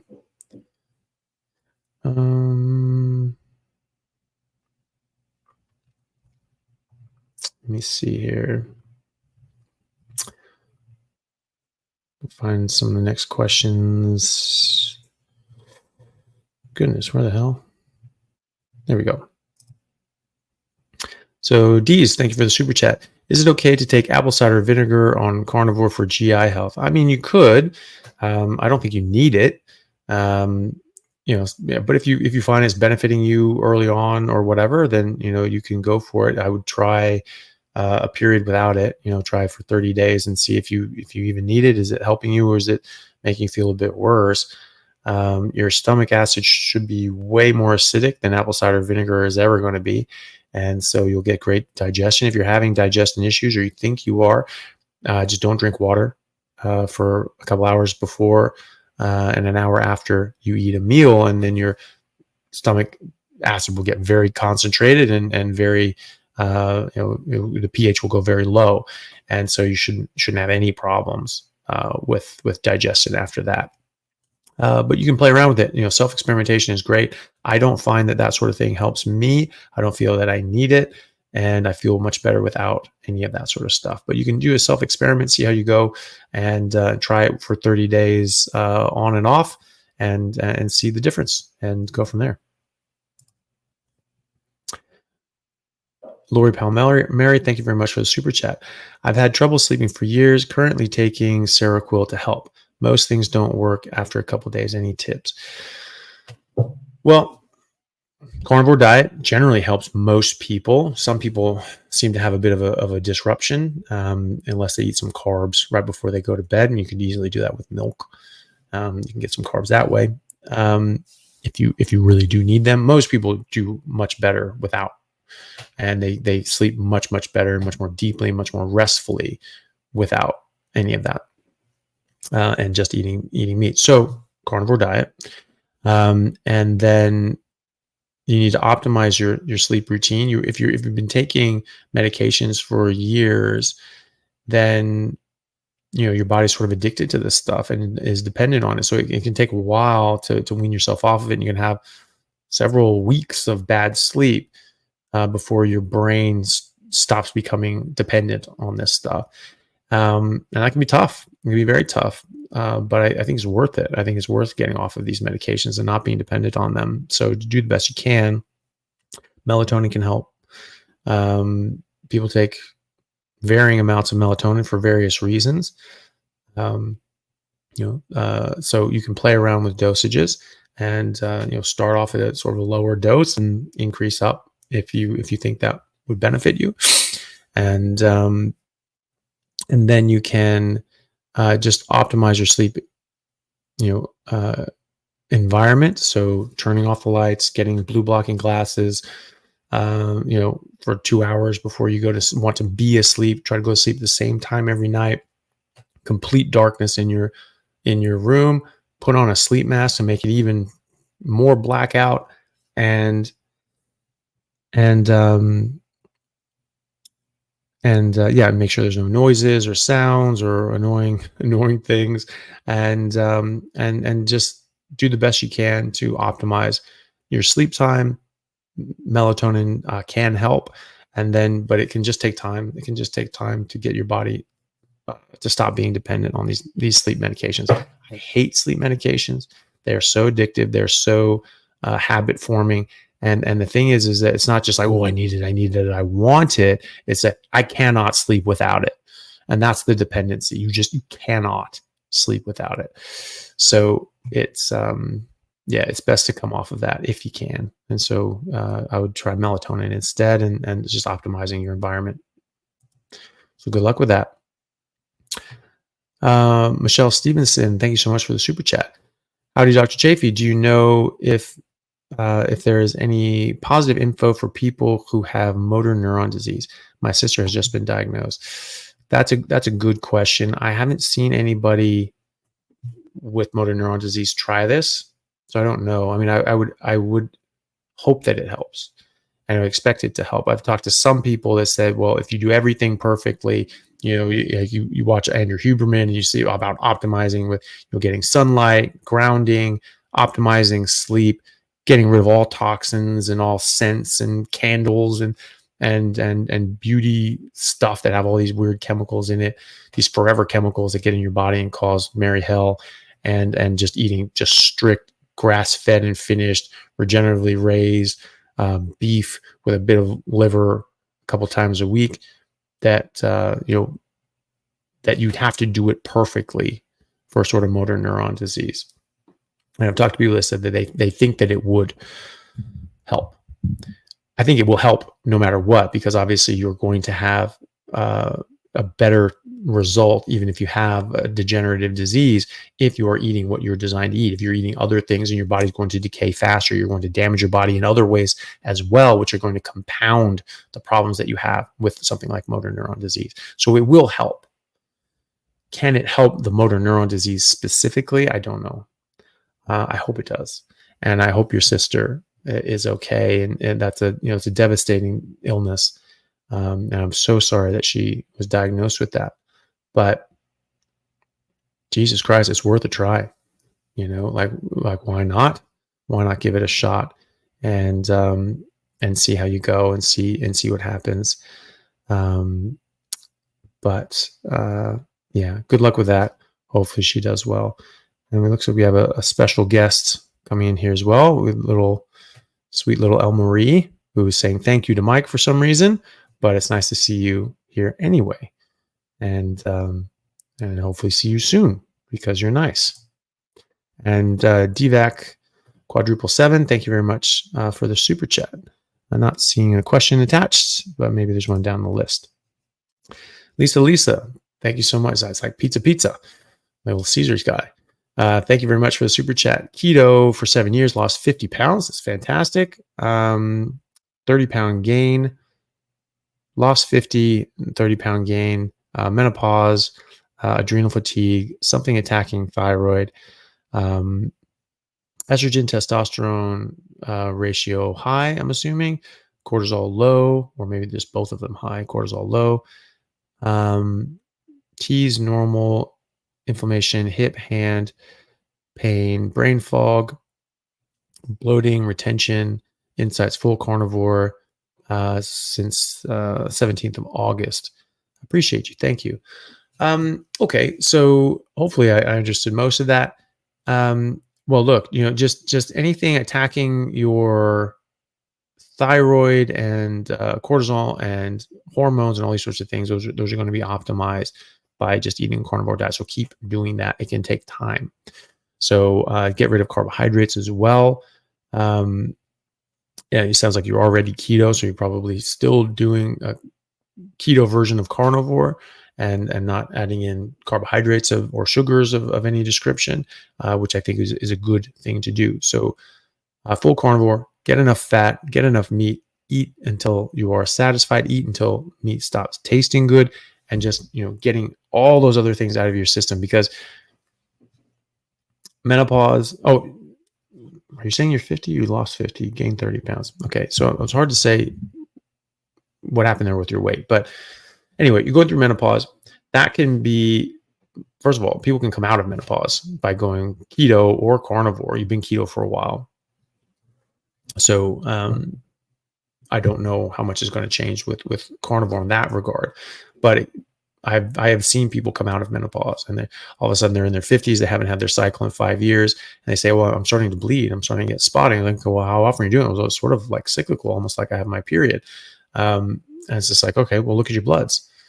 You're not in menopause anymore. Your estrogen and progesterone are normal or close to normal. So, that can happen. It takes time. So, just having inflammation, all that sort of stuff from brain fog, bloating, and water retention, that should all improve, with getting rid of all the plants and fiber and all that sort of stuff. So just keep going with it. Stay full carnivore. Stay, red meat and water for best results. So like beef and lamb, high fat, eat enough, and just give it time. Your inflammation should get better. Your brain fog should get better as long as you're eating enough, as long as you're eating enough and not eating during the day where you're eating a whole bunch and it's just shutting you down just because you're so tired and lethargic after eating. Eat later in the day. And all those little things, and just try to adjust things little by little to optimize your health and your eating experience, and then just give it time. A lot of these things will clear up over time. If you've got inflammation or hip and hand pain, you could have an injury, and you need to make sure that you address that. Using different sorts of means like ice or wraps and compression exercises, things like that. So if you do have some sort of injury, you need to work with your doctor or a trainer and things like that as well. But the brain fog, that should clear up. Same with the bloating and all that sort of stuff as well. Probably better to eat later in the day, because you don't want to be eating during the day, because that can give you brain fog. That can make you sleepy and tired. And so that can be part of the problem as well. So just sort of eliminating out that as well. And yeah, hopefully that just all sort of settles down on its own, and most often does. And if it doesn't, there's probably a reason for that. And you should sort of trying to identify exactly what's going on, maybe something in your environment that's sort of causing a problem that you can eliminate. Have like a food diary and a symptom diary. Say, oh, I had some brain fog here at this time on this day. This is what I ate on this day at this time, and this is how I felt. And you can start seeing some correlations and start saying, oh, okay, well, maybe when I eat that doesn't really agree with me, or or when I eat that time of day, that's not really that agrees with me. And but those sorts of food diaries are really, really helpful. Food and symptom diaries. So write down what you're feeling and when, and what you're eating and when, and how you're feeling at the time, and how it made you feel afterwards. Very good information can be had there. DVAC quadruple 7. There we go. So thank you for the super chat. I tried the diet for 90 days, beef only, and got a bad keto rash on my back. I also had a lot of, I also used a lot of toilet paper while pooping. Why did this happen? Well, the TP thing is just, you're having, fat, and it can be more loose, and it can just be a bit more, more messy. If you eat slightly less fat, or you're not drinking, or if you're drinking coffee, caffeine, tea, using sweeteners or whatever, come off of those, because those can give you more loose stools, and you'll sort of get more solid stools, and you won't have to wipe as much. Keto rash is interesting. So that's something we don't know exactly what it is, but when our bodies are losing weight, losing fat, and changing, we're just sort of dumping out a whole bunch of crap. You can have a lot of fat soluble evil that just sort of sits in our adipose tissue, and then when you're losing weight, it can get released, and it can affect our skin and the rest of our body. We can feel a bit weird, a bit off, and people don't feel great. So I talked to a dermatologist about this, who does sort of keto carnivore and treats his patients with keto carnivore, and he was saying that that's what he thought it was. He thought that this was people detoxing, and this stuff is just going out and sort of causing bits of rashes and things like that. Just like you can have oxalate dumping, and you can get problems and issues from there. You can actually get rashes from oxalate dumping that you can dump out other stuff as well, and that can give you weird rashes and weird symptoms, and they go away. Is the long and short of it is eventually it goes away. And so you just have to sort of get through all that. But that seems to be what's going on. So I would sort of keep going with it. If there's more messy stools, then get rid of all the coffee, tea, and sweeteners. And if that doesn't do the trick, then just pull back a bit on the fat, and you should have more solid stools, which don't cause that problem. Good luck with that. Lenny, thank you very much for the super chat. Hello, Dr. Chaffee. Can my tube-fed daughter do the carnivore diet? 21-year-old, bed-bound, diagnosed with ME, CFS, POTS, and gastroparesis. Is it possible to be on a carnivore diet directly into the jejunum? Yes. It's the most bioavailable food source that we have, and so it should be perfectly fine to do that. Obviously, it's nice to get the acid on it, and all the different sorts of digestive processes that we have. But if she's not there right now, then you're still going to be able to absorb a lot of this stuff. So into the jejunum. Well, you should be.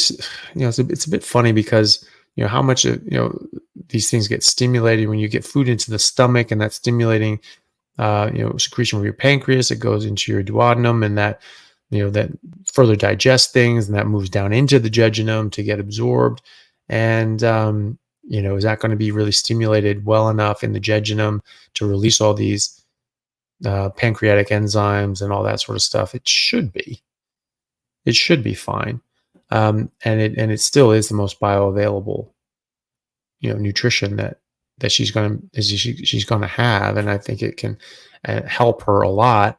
and specifically just not eating all this other garbage that generally gets put through the tube, which are just processed filth, that can be beneficial also. There are also options that sometimes people have in kids with epilepsy or Crohn's disease. It's called elemental diet, and it's just powdered stuff. It's very processed. It's just powdered nutrients, and you want the ones that are for the epilepsy kids, because those don't have carbs and sugar. It's just nutrients, fat and protein. Okay, and that's just all the. It's not all the nutrients. There's a lot more nutrients in meat that we don't even know about yet. And I've talked to people with Crohn's disease that go on an elemental diet, and this is a better treatment than steroids, right? Than prednisone and prednisolone, and that's in the literature. That's published. And I've seen patients that have that. They go on they're eating, they're getting problems, and they go on an elemental diet for 3 weeks. It gets them out of that, but then they start feeling a bit weird because of the elemental diet. Maybe they're just not quite the right nutrient balance or enough nutrients. And then, so they can only sort of stay on it for about 3 weeks. They feel a lot better. And then they go back and forth, and they eat normally. And then they get symptomatic enough that they go on the elemental diet. They can only do that for 3 weeks before they get symptomatic, and they go back on a normal diet, and so on. And then they go carnivore, and all their problems go away. But that's something that you can supplement in as well. And it's just ready to go nutrients. I don't think you need much digestion. It's just the elemental form of the nutrients, and just aminos and fats and vitamins and minerals. They're just ready to go. So that's an option as well. But I don't think she'd have any problem with a carnivore diet. I think she, like other people, would improve as well. And you can supplement in with that if you think that's a bit of an issue. But definitely worth trying, because a lot of those problems can be improved with a carnivore diet and eliminating out all this crap that are certainly not helping her. And so getting her proper nutrition, getting her meat and fat and the vitamins and minerals that come with the meat and fat is vital for her. And worst case scenario, you can add in some of that elemental diet stuff to beef it up. But I don't think you'll need to. And you can just puree meat, liver, pate, all this stuff. Squeeze that straight down a tube, no problem. And tallow, straight down the pipe, should be fine as well. Does it need to go in the stomach to trigger your liver to secrete bile? Probably not. I mean, you do need fat, and so probably some of that stuff has fat. Well, it's worth a try anyway. And I would do that if that was my daughter, and or if it were me, I would certainly be trying that. And I think it will be fine. And you have the elemental stuff without carbs that is there in case you need something as a top up as well. So good luck with that. I'm so sorry to hear that she's having those problems. I hope that she's able to recover, and who knows, it could be that being able to go on a carnivore diet can help her recover, and I hope that it does. Tyler, thank you for the super chat. My first post was book titles, all high active types. Oh, okay, great. I was like, yeah, great. I was a bit confused on that. So great. Maybe I'll try bringing that up.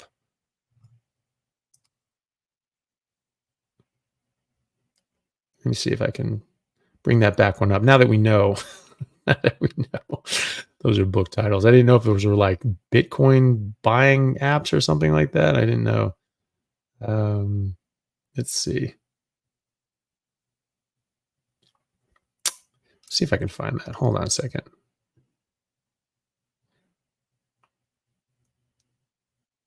There we go. Okay. So these are the book titles. Rothbard's Man, Economy, and State.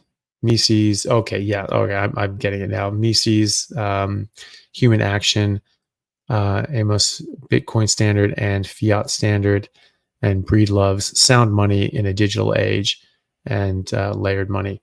Great, awesome. I will definitely check those out.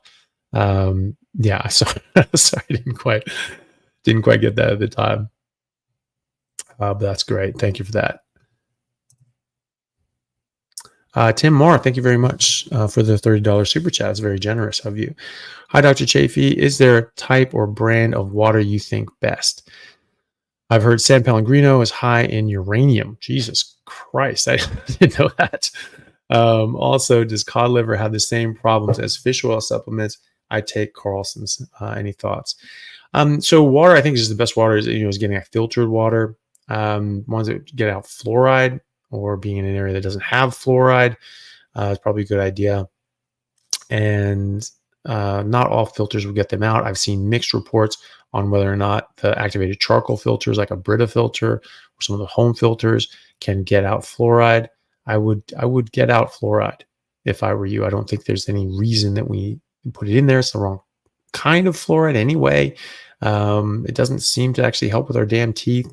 It seems that there was some sort of weird issue with industry and state that they just were able to dump this waste product, this toxic waste product that they normally had to pay to get rid of. Now they were able to sell and put in the water. Is that helping us? I mean, there are studies showing that in areas with fluoridated water, the IQ goes down. That's not good. That's not what you want, and it can calcify the pineal gland. The pineal gland is really important. That there's a lot of major hormones that come out of there, melatonin being one of them, and DMT is another. That's the death drug and hormone that causes you to dream as well, and causes you to have these, very lucid, sort of hallucinogenic moments when you're close to dying, and it's pretty crazy. And some people call it like that part of your brain is like the window to God. It's like that's a major part of your brain, small part, but it's an important part. And fluoridation can calcify it, and you see this on X-ray. You see it go up, and there's just this chunk of calcium right in the middle of someone's brain. Like, that's not great. That's not what you want. Oh, I would bet that's not what you want. It's not what I want. And so you can get distillation filters. It just sort of boils it up, it collects the steam, brings that down, leaves all the sediment and nonsense below, and you just get this steamed water that's now condensed and cooled. And that'll get out almost everything. You can get reverse osmosis water as well. Does about the same job. And you can also get remineralization ones. Don't worry about pH water. Oh my God, that is the biggest scam. Besides veganism, it's just not necessary. Your body keeps your body's alkaline. You have to keep it alkaline. You don't need to do shit. Your body does it all for you. Your blood pH is slightly alkaline. That is correct. It's between 7.35 and 7.45. And if it goes outside of that range, you die very quickly. So, no, you don't need pH 11, pH 9 water. No, you don't. And if anything, that can harm you. That can make your body work extra hard to have to try to keep you at the right pH balance. And it neutralizes the acid in your stomach and bring the pH of your stomach up. Well, your pH in your stomach it's supposed to be around 1.5 to 2.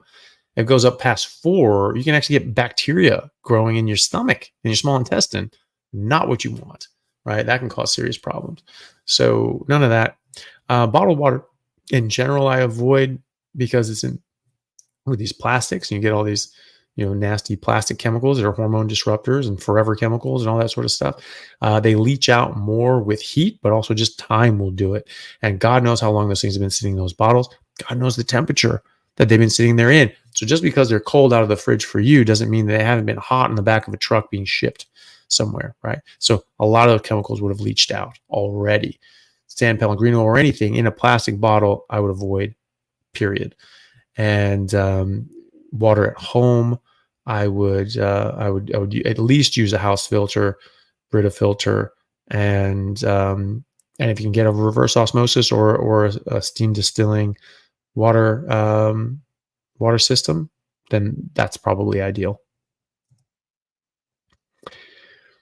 Beef it to be fit. Thank you very much for the super chat. Spoonful live culture cottage cheese once per week. Good. It's fine. You know, the live culture, good bacteria. If you're going to do that, have it with a piece of meat, chew it together in the same bite, swallow it together. And that can help make sure that those bacteria get past your hopefully very low pH stomach and the digestive enzymes coming out of your pancreas as well, and get into the part of the gut that can actually host these things, or are supposed to host these things.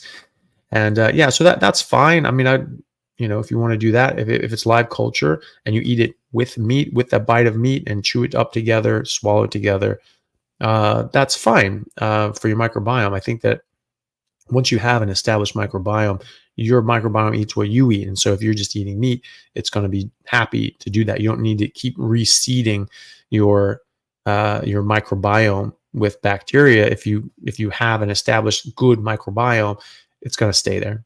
So I think that'll be fine if you do that. And eventually, I don't think you need to keep doing that. You can again run self experiments. You can do that for a while. Do a fecal microbiome test. See if it's healthy. See if it's good. If it is, you can stop seeding it, doing the fermented sort of or the cultured sort of dairy or fermented plants. If people take fermented plants for that reason, and then see how you go and try it again in a couple months. And if your microbiome is the same, there you go. And if you're taking antibiotics or something, sure, do that sort of, spoonful a day, like, live culture yogurt or whatever with meat, once a day while you're taking the antibiotics. And then for a couple of weeks after you finish the antibiotics, probably a good idea to repopulate your microbiome. But if you're able to maintain a good microbiome without doing that, then you don't really need to do that. It's Dr. Sean O'Mara, who I've had on the podcast. Really, really nice guy, very interesting guy. And so people should definitely check out that podcast that we did together. If they haven't seen it yet, we did 2 together. And, he likes fermented things.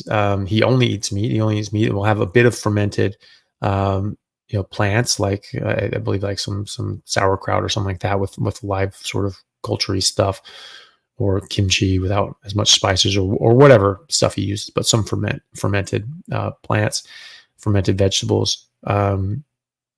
He just has a bit, and it's chewed up and swallowed together in the same bite with meat. And he did one of those microbiome tests, and like the president or CEO of the microbiome thing, like, personally called him and just said, "Hey, we need to talk to you because you have the best microbiome we've ever seen all the time we've been doing this. And like, what the hell do you do? Like, what's going on?" And he's like, "Yeah, happy to tell you." So that was pretty impressive. So he's just carnivore for 5 years, right? And the Inuit, we know from studies, the Inuit just eating meat lifelong, they have some of the healthiest microbiomes ever studied, right? And so my friend, Dr. Sean O'Mara, had like the healthiest gut that these guys had ever seen and ever tested for in their company. And so they said, "Hey, what the hell are you doing?" So he talked to them about that, but that was what he's doing. So he's been carnivore, strict carnivore, never cheated once for 5 years, and has some small amount of fermented vegetables chewed up with the meat and swallowed, but like a small amount. I don't even know if he does it every day, but just a small amount anyway. And that's getting these good bacteria down there. I think that he'd probably be fine just sticking with the meat at this point, because the microbiome is established, and it's going to keep eating what he's eating. And so I'm interested in checking my microbiome as well, just to see if I've done that, because I have some live culture yogurt every now and then. I think I've taken antibiotics once or twice in the last 6 years for minor sort of things, and and so I've had some fermented or cultured dairy after those, just to make sure, but I never felt different one way or the other. And so, but just to check it out and just to see what the go is. And I would expect my microbiome's pretty damn healthy. And then maybe, try some, live culture dairy for a while, see if it improves, see if it gets better, or see if it's just fine already. But yeah, if you want that once a week, long answer, but yeah, that's fine if you want that. Michelle Stevenson, thank you very much for the super chat. Howdy, Dr. Chaffee. Is there any info about carnivore help with motor neuron disease? Oh, sorry. So we already answered this question. Sorry. Yeah, there's a bit of a delay on these questions, but I did come to that. So hopefully that helped answer your question. If you missed that, just backtrack. What is it, 10 or 15 minutes or so from here when I did answer that. But I think it will help. I can't say that it'll help motor neuron disease directly, but it will help all of her other health aspects, which can at least not compound the problem that she's having with motor neuron disease and potentially help her motor neuron disease. We don't have any information on that, unfortunately, but it is well worth the effort. I mean, at this point, you get a diagnosis like that, you just try whatever the hell is available and just see what sticks. Just throw everything at the wall and see what sticks. And, so I would definitely give that a try, and I hope that she does well. Degra, thank you for the super chat. Hi, IgA nephropathy. Can carnivore eliminate that? Good question.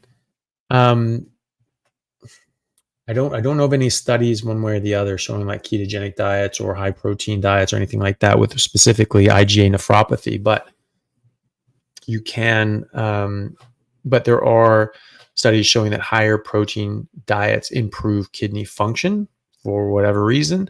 When you go on a carnivore diet, it's an elimination diet. You're eliminating out a lot of things that your body's reacting to negatively, and you are eliminating out things that are going to cause a disruption of your immune system, and certainly autoimmune issues as well.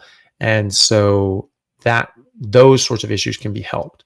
So I don't know for sure if this can help specifically with IgA nephropathy. I would expect that it would, and especially if you're very strict with just red meat and water. But either way, just like with the last question about motor neuron disease, it's going to help everything else as well. And so at least it's not compounding on top of that. There are other things that exist that are bad for us and that harm us that that aren't addressed by diet. But a lot of things are related to diet. So I would be hopeful that it helps, but I can't say for sure. I haven't seen studies that would we could glean any information off of, and I haven't seen people specifically with that one way or the other. But definitely worth a shot, and I hope it works. I hope it helps. Sam S, thank you very much for the super chat. I have avascular necrosis on my hip for 13 years. 65 years old and have no other health issues. I can walk at fourth stage. Said no to surgery, on keto 4 months. Can carnivore diet help me? Thanks. So avascular necrosis is a bit of an issue. I mean that means that part of that bone has died, and because it hasn't had proper blood supply, and so the bone's died. And if it is dead, then no, nothing's gonna fix that. Probably, I wouldn't expect it to anyway. It can help with the pain. It can help with the inflammation. It can help with your experience of that problem. I don't think it's going to regrow the bone. I don't think it's. I mean, crazy things happen, but and bone does regrow. But is that going to sort of, if this area sort of died off, can it help the vasculature? Potentially. Depends on what caused the damage. If you had a physical injury that damaged the blood supply to the head of the femur, is that going to get fixed by going carnivore? Probably not, but you never know. If it's some sort of vascular issue that sort of had a bit of weakened flow, maybe, but I think the likelihood is it probably won't fix the underlying problem, but it could help with your pain and your ability to walk. But see how you go. If it's been improving on keto, that's great. If it improves even more on carnivore, lovely. And if it gets to a point where it's not really symptomatic enough that you find it has an issue, then that is not an issue. So give that a try. If after 6 months or a year on carnivore, you're finding that everything's great, maybe get an x-ray, see what's going on. Who knows? Maybe it could repair some of that damage from the avascular necrosis. But necrosis means it's dead and is decaying, is being reabsorbed by your body and breaking down. Right, so that's not great. And so probably won't reverse that. But if you're feeling good, then that's really the more important part, and you're obviously not causing any sort of major issues or infections or whatever. Or your body's not reacting horribly to it, but it's been 13 years. So, probably fine at this point. But, after a year or so, if it's not, really all that much better, take a look at it, revisit it, and see, maybe, getting that part of the hip replaced at that point, and then, sort of not having a problem with it anymore. Hip replacements are pretty standard now. They're pretty bread and butter as far as orthopedics, and they're quite good. They're getting better. The orthotics are really good, high quality material. The surgeons are very skilled now, and so you can get a very good result and have a very good time with it. And if that saves you from having horrible pain and problems down the road, it's a good option. And they last for decades. And decades down the road, you might even have a better option then, and get another replacement for an even better sort of cyborg hip. I don't know, but if you're having problems with it and it's improving on carnivore, great. But if it's not improving enough and you're still having serious problems, and then surgery is actually a good option, and it can actually really help you. So don't completely dismiss that if you don't want to. I mean, you made it another 13 years without a hip replacement. That's great. The longer you go without them, it's good because technologies get better, skills get better, materials get better, all these sorts of things. They do have a shelf life. They're not going to last forever, but they last a long time, and they're pretty good now. So, I think that you don't want to just be in pain and debilitated and not being able to walk properly and living a normal life. So don't completely discount surgery, but you can always try carnivore and see how much that helps in the next 6 months to a year. And you can always get surgery after that if you want to. And if you do get surgery and you're on carnivore, you're gonna heal so much better than you would otherwise. So it's all good. It's not a problem to wait at this point, but don't completely discount it. Bella Brat, for you, thank you so much for the $100 super chat. It's very, very generous of you and very kind. Thank you so much. Seriously, Dr. Chaffee, I don't know how you do all you do, but I think I speak for so many of us. Thank you for helping us all out. Please don't ever stop. This is amazing. We always learn so much from you. Also, hi, Elle, and glad you have such a doll to support you. Well, thank you so much. That's really, really sweet of you. And I do appreciate that. And I appreciate all of you guys. And, I started this channel just because I thought, some of the stuff was important to say. And I didn't know if anyone would care if I said it. Or if I was just saying the same things that other people were saying. And if that was enough that they were saying it. But, it's nice to hear that people are being helped by this and that people are having good success stories. I mean, it's so refreshing and fulfilling to hear people say, they've lost all this weight, they've come off these medications, they've come out of nursing homes, and honestly, that's my favorite.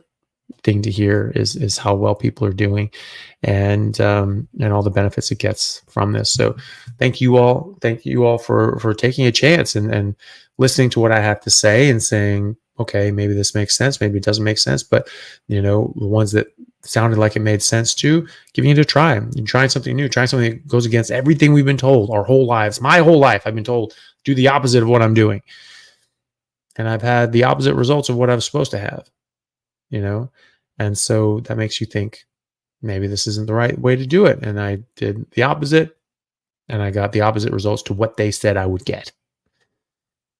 So there's a lot there, but thank you all for everyone who's just been brave enough to give it a try and see how it went and see how you did with it. And you took the chance, you took the risk, you got the reward. And as that's something that Jordan Peterson talks about. You have to go out and you have to face a dragon. You have to fight a dragon, and the dragon's scary. The dragon can kill you, but the dragon also has treasure, and you can be rewarded, and you can be fulfilled because of that. And I think this is it as well. You had to face that dragon of fear of, oh my God, I'm going to die of this and of that and whatever. And I've been told, and you live in fear because you've been told to live in fear, right? Like slaves that say, don't ever run away because it'll be worse, or an abusive spouse that say, if you ever leave me, no one's ever going to love you. Your life is going to be horrible, and I'll kill your family. So like, oh my God, I don't ever want to leave because I'm so scared of the consequences if I leave. And so you were brave enough to go against that, and you found that, oh my God, it's so much better now on the other side of this. And so thank you to everyone who's given that a try, and then relayed your stories to other people. And if people have had that experience, they were sort of worried about this and they gave it a try, and they found that their health improved dramatically, please leave a comment under this, and let other people know what your issue was, in as much detail as you want to, and keeping your privacy secure, and just say, like, look, these were my problems, and this is how they helped, and other people can see that and go like, hey, that's my problem. And we have these questions. Is this going to help me? Is this going to help me with this problem, with this problem, with this problem? Some things I know the answer to. I've seen it. Yes, that will help you. Or there's literature saying, yes, that will help you. Other ones like motor neuron disease, I don't know. Maybe someone else has had that. Maybe someone else has had experience with that. Maybe someone else has had, IgA nephropathy, and they can leave that comment. So anybody, if you've had anything, that has been helped by this, and you took that chance and you rolled the dice, leave a comment below, and say, hey, this is what I have. This is how it helped, because someone else is going to see that, and they're going to be inspired by that, and they're going to give it a try. And then that's going to save their life. And then they're going to pass it on. They're going to save someone else's life. And you have this massive network of people that you've helped as a result of that. So all of you are helping people. All of you are helping everyone in your circles. Everyone that you are talking to that's seeing you improve your life, you're influencing them, and you're going to get them better, and they're going to be interested in doing this, and they're going to try this because of you, and because you are helping those people, and then those people that they influence and they help, you've helped those people too. So you have a huge sphere of good that you can do. The whole idea of paying it forward, all that sort of stuff. You are, just by being healthy and not being afraid and ashamed of how you got healthy, will be paying it forward. You'll be making so many other people healthy and happy. And so, thank you to everyone who's doing that. And and please leave a comment below and let other people know, how much you've improved on this. And, if people haven't improved, you've had some problems, leave a comment below. You may have had a problem that other people have experienced as well, and they know how to fix it.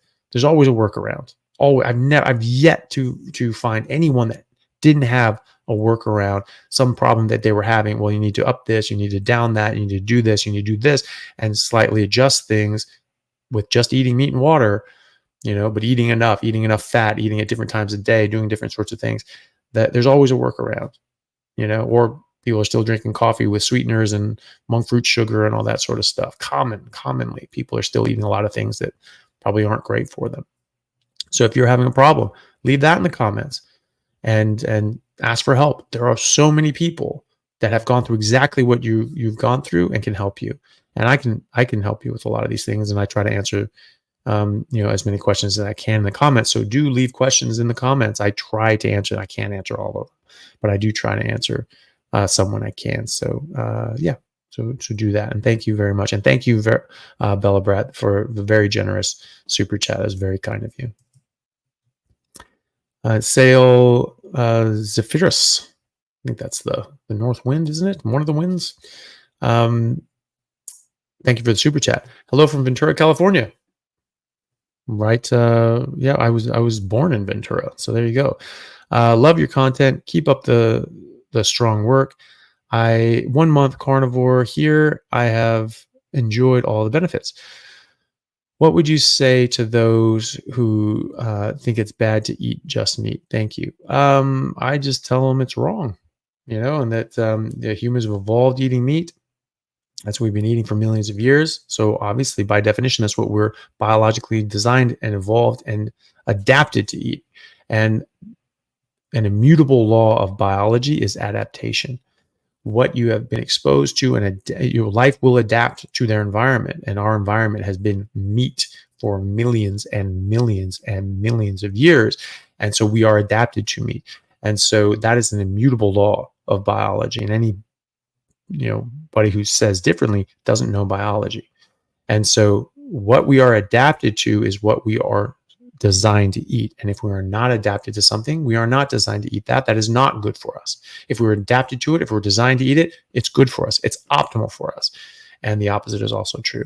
And so people saying, well, yes, these plants didn't exist in the last 50 years. These seed oils, or we just made them through an industrial process, and these random ass chemicals are just, just came up last year. But I have this study that says that it's better than eating meat. Don't give a shit. I just don't care. If it goes against an immutable law of nature and biology, then it's wrong. It's flat out wrong. You can make a study that says anything. You can make a study that looks at airplanes. Oh my good, look at these big lead balloons floating around and flying. Clearly gravity doesn't exist. And you can show that in a study and show that gravity is not real. But it is. And that's a physical law. And if it goes against a physical law, it's wrong. Sorry, and so this is an immutable law of biology, is adaptation. And so what we are adapted to is what we're designed to eat, is what we are optimal eating. And things that we're not adapted to are going to cause harm. We are not adapted to them. We're not supposed to eat them. We're not designed to eat them. They don't have good bioavailability because we're not adapted to eating them. They have poisons that we can't detoxify properly because we're not designed to eat them. We're not adapted to eating them. Right after agriculture, there's a hard line 10,000 years ago where people became 5 inches shorter, brains are smaller, teeth are crowded, crooked, damaged, poor wound healing, shorter femurs, which is a sign of malnutrition. Signs of infection, tuberculosis in their spine and things like that.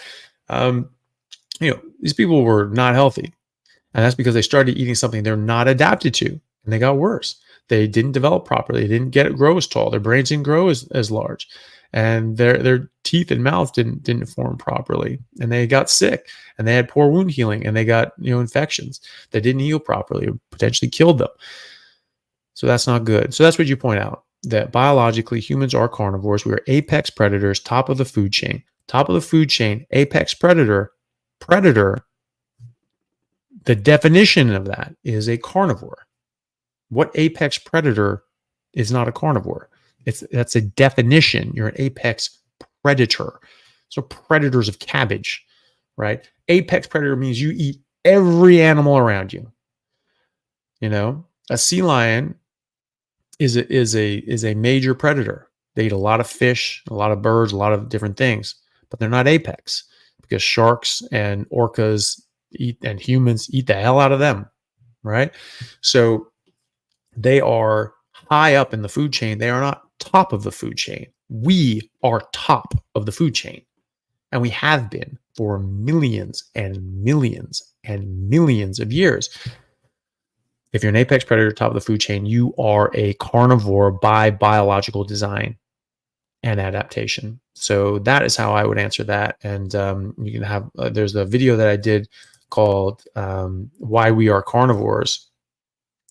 And it has a lot of that, a lot of the information showing why we are carnivores and why we should only be eating meat.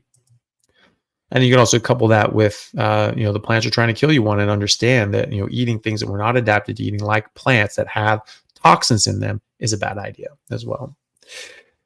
So King in Hiding, thank you so much for the super chat. More info this time.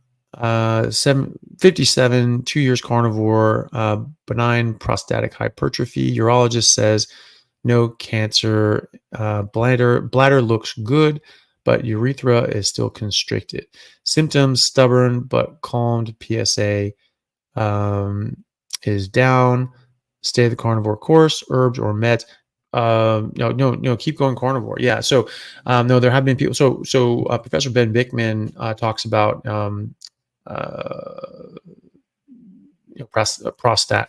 prostate issues, and how they're very strongly linked to carbohydrates and insulin and things like that. And so, staying away from those things can improve things. Can take time, but your symptoms are stubborn, but they've calmed. Your PSA has gone down, which is great. So things are going in the right direction. Keep going, and hopefully that will keep getting better. Be very strict. Don't cheat. Don't have any carbs. Don't have any fruit. Don't have any honey. Don't have any alcohol. Don't have any milk or dairy. All these sorts of things. Stay away from it. Just red meat and water. That's it.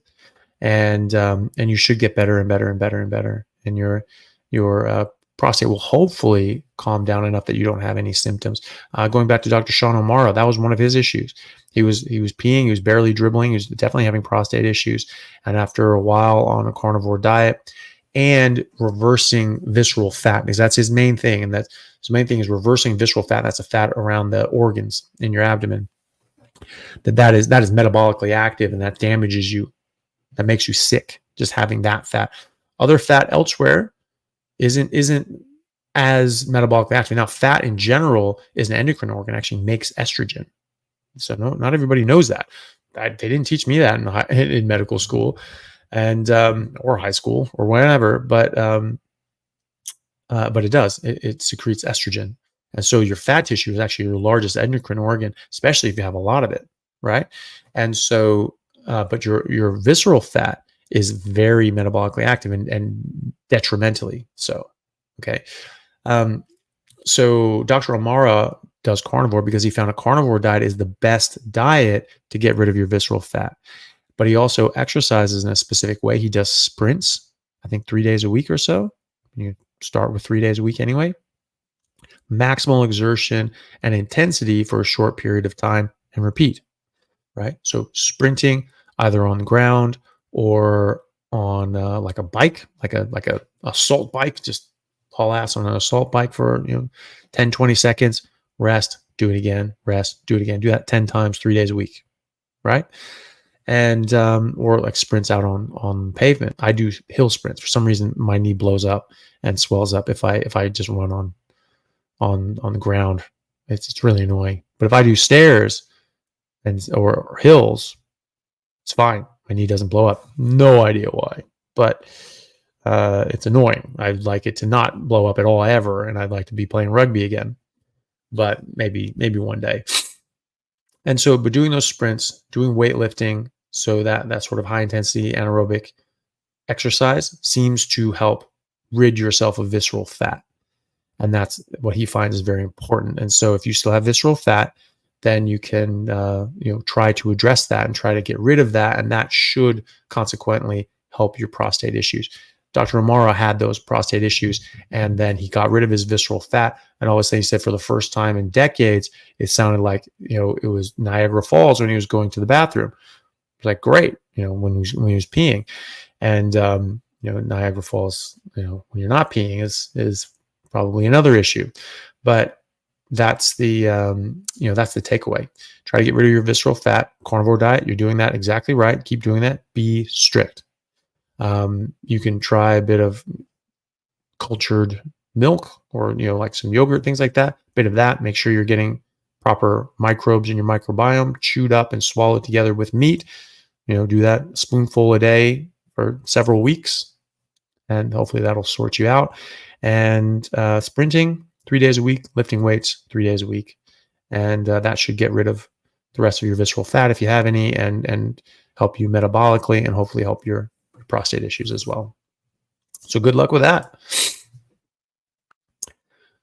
Ryan Moses, carnivore, 6 months, triglycerides 101, HDL 55, LDL 216, VLDL 20, ALT 69. All other labs are normal, in normal range. Any ideas on elevated ALT? Lift 5 days a week. 8 eggs and sardines 1 hour before labs. Oh, and someone asked before if cod liver oil was sort of the same as fish oil. I don't know. That's a good question. I've actually wondered that. If it's sort of heat treated and doing all these sorts of things, maybe it could damage it. So I'm not sure actually. But the liver itself should be fine. And so if you get cod liver in its oil, hopefully that's okay. But liver anyway is going to have a decent amount, and cod liver should have a good amount of omega-3s as well. So hopefully that's the case. Sorry, I completely blanked. I was going to answer that earlier. So issue with ALT. So ALT, well, there's a number of reasons why your liver function test could be out of range, but you also have to wonder, what they're doing, because this is a snapshot in time, and so you don't know the vector, you don't know the direction, right? So if you had a blood test before and your liver and your ALT was 106 and now it's 69, you're going in the right direction, right? And so if it was 29 and now it's 69, okay, what's happening? What's going on that can affect your liver? A lot of things can. Medications, alcohol, sugar, fructose, all these sorts of things.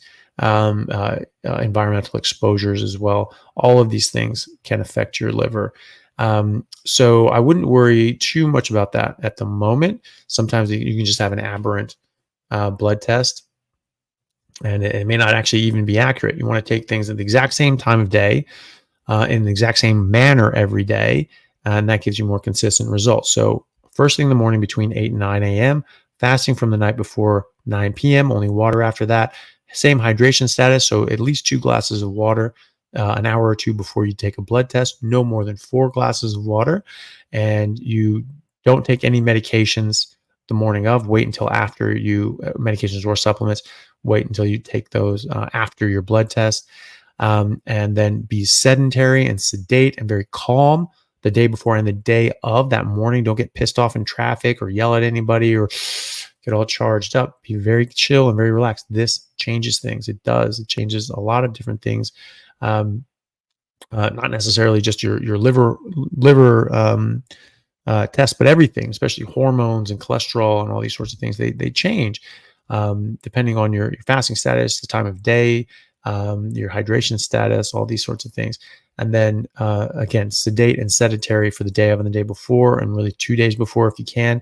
So no exercise, no sexual activity the day of or the day before, and then get it consistently and get more data points. So if you're doing this in a consistent manner and you're seeing your liver function test go down, great. You're going in the right direction, and I would expect that's what you'll see. And if you see it start going up, start thinking, okay, what am I exposing myself to? What am I doing? Okay, maybe I have some artificial sweeteners. Like, ooh, I didn't know that could be a problem. And all these people and say that it doesn't cause a problem. Well, it's causing a problem for you. Cut it out. Or a bit of sugar or honey or something like that. Just identify what you're doing besides red meat and water, and address that, and see if that's the culprit, or other things that in your environment, other plastics and scents and shampoos and this and that's and all these other sorts of things that we expose ourselves to that soak into our skin and get into our body and absolutely have an effect on us. So yeah, I would look into that. But your other markers are looking great. Your triglycerides are coming right down, and your HDL is coming up in a good range. VLDL is low, and LDL, I don't, higher levels are better anyway. They make you live longer. So yeah, so I wouldn't worry about that. But yeah, just good luck with it. And I would, keep doing what you're doing. Just eat meat and fat, and get rid of seed oils and sugar and all that sort of nonsense. And oh, and you ate 8 eggs with sardines 1 hour before laps. So that's going to derange your cholesterol a lot. So that's yeah, you can't really do that. So you can't trust really much of you can't trust your cholesterol at all if you've eaten before that, especially if you've eaten fat. It just changes it. So I would get your tests again, and I would get things tested exactly as I said. Between 8 and 9 a.m. fasting from 9 p.m. the night before. Right. Same hydration status. Sedentary. Don't take medications before. Don't eat before. Certainly. And then just get a couple more markers. Get them tested every couple months to see what you're doing. Your ALT will come down. Those things will come down if you've actually eliminated out all these things. And if you haven't eliminated all those things, eliminate them, and go from there. So, okay. So a question from Heidi's here and there. Thank you so much for the super chat. Osteoarthritis, bone on bone in both knees. What exercise would you recommend doing at home? Well, it depends. You should go check out the knees over toes guy. I like his workout routine. I've been doing that. I have most of my knees perfect, but I have bone on the patella, so on the kneecap, and that and then transposed onto the femur, and it sucks, but it's much better on a carnivore diet, and doing the knees over toes things has actually really helped. It's helped my range of motion. It's helped me deal with having that issue. And it also gets a lot of nutrients in because you're getting full range of motion to the knee and the knee capsule, and that's how you get nutrients in and out of the knee capsule. And so you want to do that. So I would check out the knees over toes guy. I really like him. I really like his routine, and I've certainly found a benefit from that. And I'm hoping that it gets me to the point that I don't have to my knees don't swell up when I run on the flats, and I can go back and play some rugby. And if I can get back in shape and start killing people. I'm going to take a video of me just lacing someone on the rugby field and post that and be like, thanks, Ben. This is because of you. This guy's hospital visit today for spinal cord injury is because of you. Thanks, buddy. And something funny like that. Obviously, I hope I don't just damage someone's spinal cord, but I do plan on lighting someone up. So that's helped me. Bone on bone arthritis, you're sort of at the point where you probably might need to think about knee replacement. But knees over toes guy helps me anyway, and it helps a lot of other people. So I would give that a shot. Yeah, someone else is here. Nicholas, who's over at BYU. He's teaches over there and coaches over there throwing, and talking about Ben Patrick is the knees over toes guy. That would be my recommendation as well. So, and Bella Brat for you. Well, thank you so much again for another $100 super chat. That is really, really kind and generous of you. They say this is an investment into everyone's questions and to all your time and for all you do and all the things, including L. Oh, that's very sweet. And also, oh my God, thank you for the food videos too. Thank you. Well, thank you. I mean, that's really nice of you to say, and I really do appreciate the support, and I appreciate the fact that the people are getting something out of this, and that if people weren't getting anything out of this, it's hard to justify doing it, because it does take time, and it's a lot of my time, and but I really appreciate that. So thank you very much, and thank you everyone for for just being here, and hopefully it's helping answering your questions. Another question here from Azan Lintveld. Question: my colleague has variegate porphyria. She eats a high carb diet because glucose inhibits ALAS, she eats a diet of 55 to 60% carbs in order to slow down the pathway. Will she be able to go on carnivore? Well, I think everybody with any genetic issue or medical issue is still human. And I firmly believe that we have a biologically appropriate diet that is universal to all of us, and that we all would benefit greatly by being on that diet. And so I think that yes, she would benefit on that. I don't know exactly how that's going to react or respond to this. There are things that are outside of pure nutrition, but I think that she is still human, regardless of her genetic variations to us, or to me anyway. And so I think that she would benefit. I think she would be optimized by being on the optimal human diet. So I think that it would help her. I don't know if it would help that specific issue. I think it would help her in 1,000 other ways, though, and it would be great to see if it helps her with that condition. But I know that it would help in other ways as well. And so, yeah. So I would give it a try anyway. And she can always give it a try for 3 months. And if she doesn't like it, she go away, and at least she knows. She said, okay, well, that didn't agree with me for one way or the other. Maybe I got some benefits over here, but I didn't like it over there. That's fair enough. And but it's worth a try anyway. Bold Carnivore, thank you very much for the super chat. Appreciate it. 50 grand. That's awesome. Thank you so much for that. Obviously not with the exchange rate, but bro, don't forget to get back to your email thread. I really wanted to set up our meetup.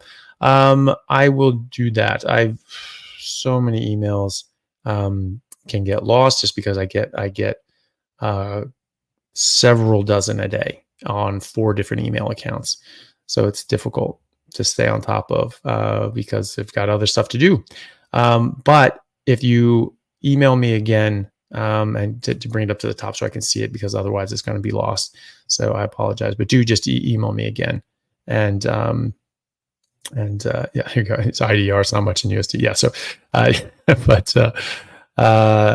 yeah, but thank you very much for the super chat, and yeah, and just email me again, and just send that up. Just sort of pop that up to the top, and should be easier to get for me to see it. But yeah, and then go to bed. Well, it's actually early for me. It's actually 1 PM, but I've been on here for 4 hours, and so I probably do have things to do.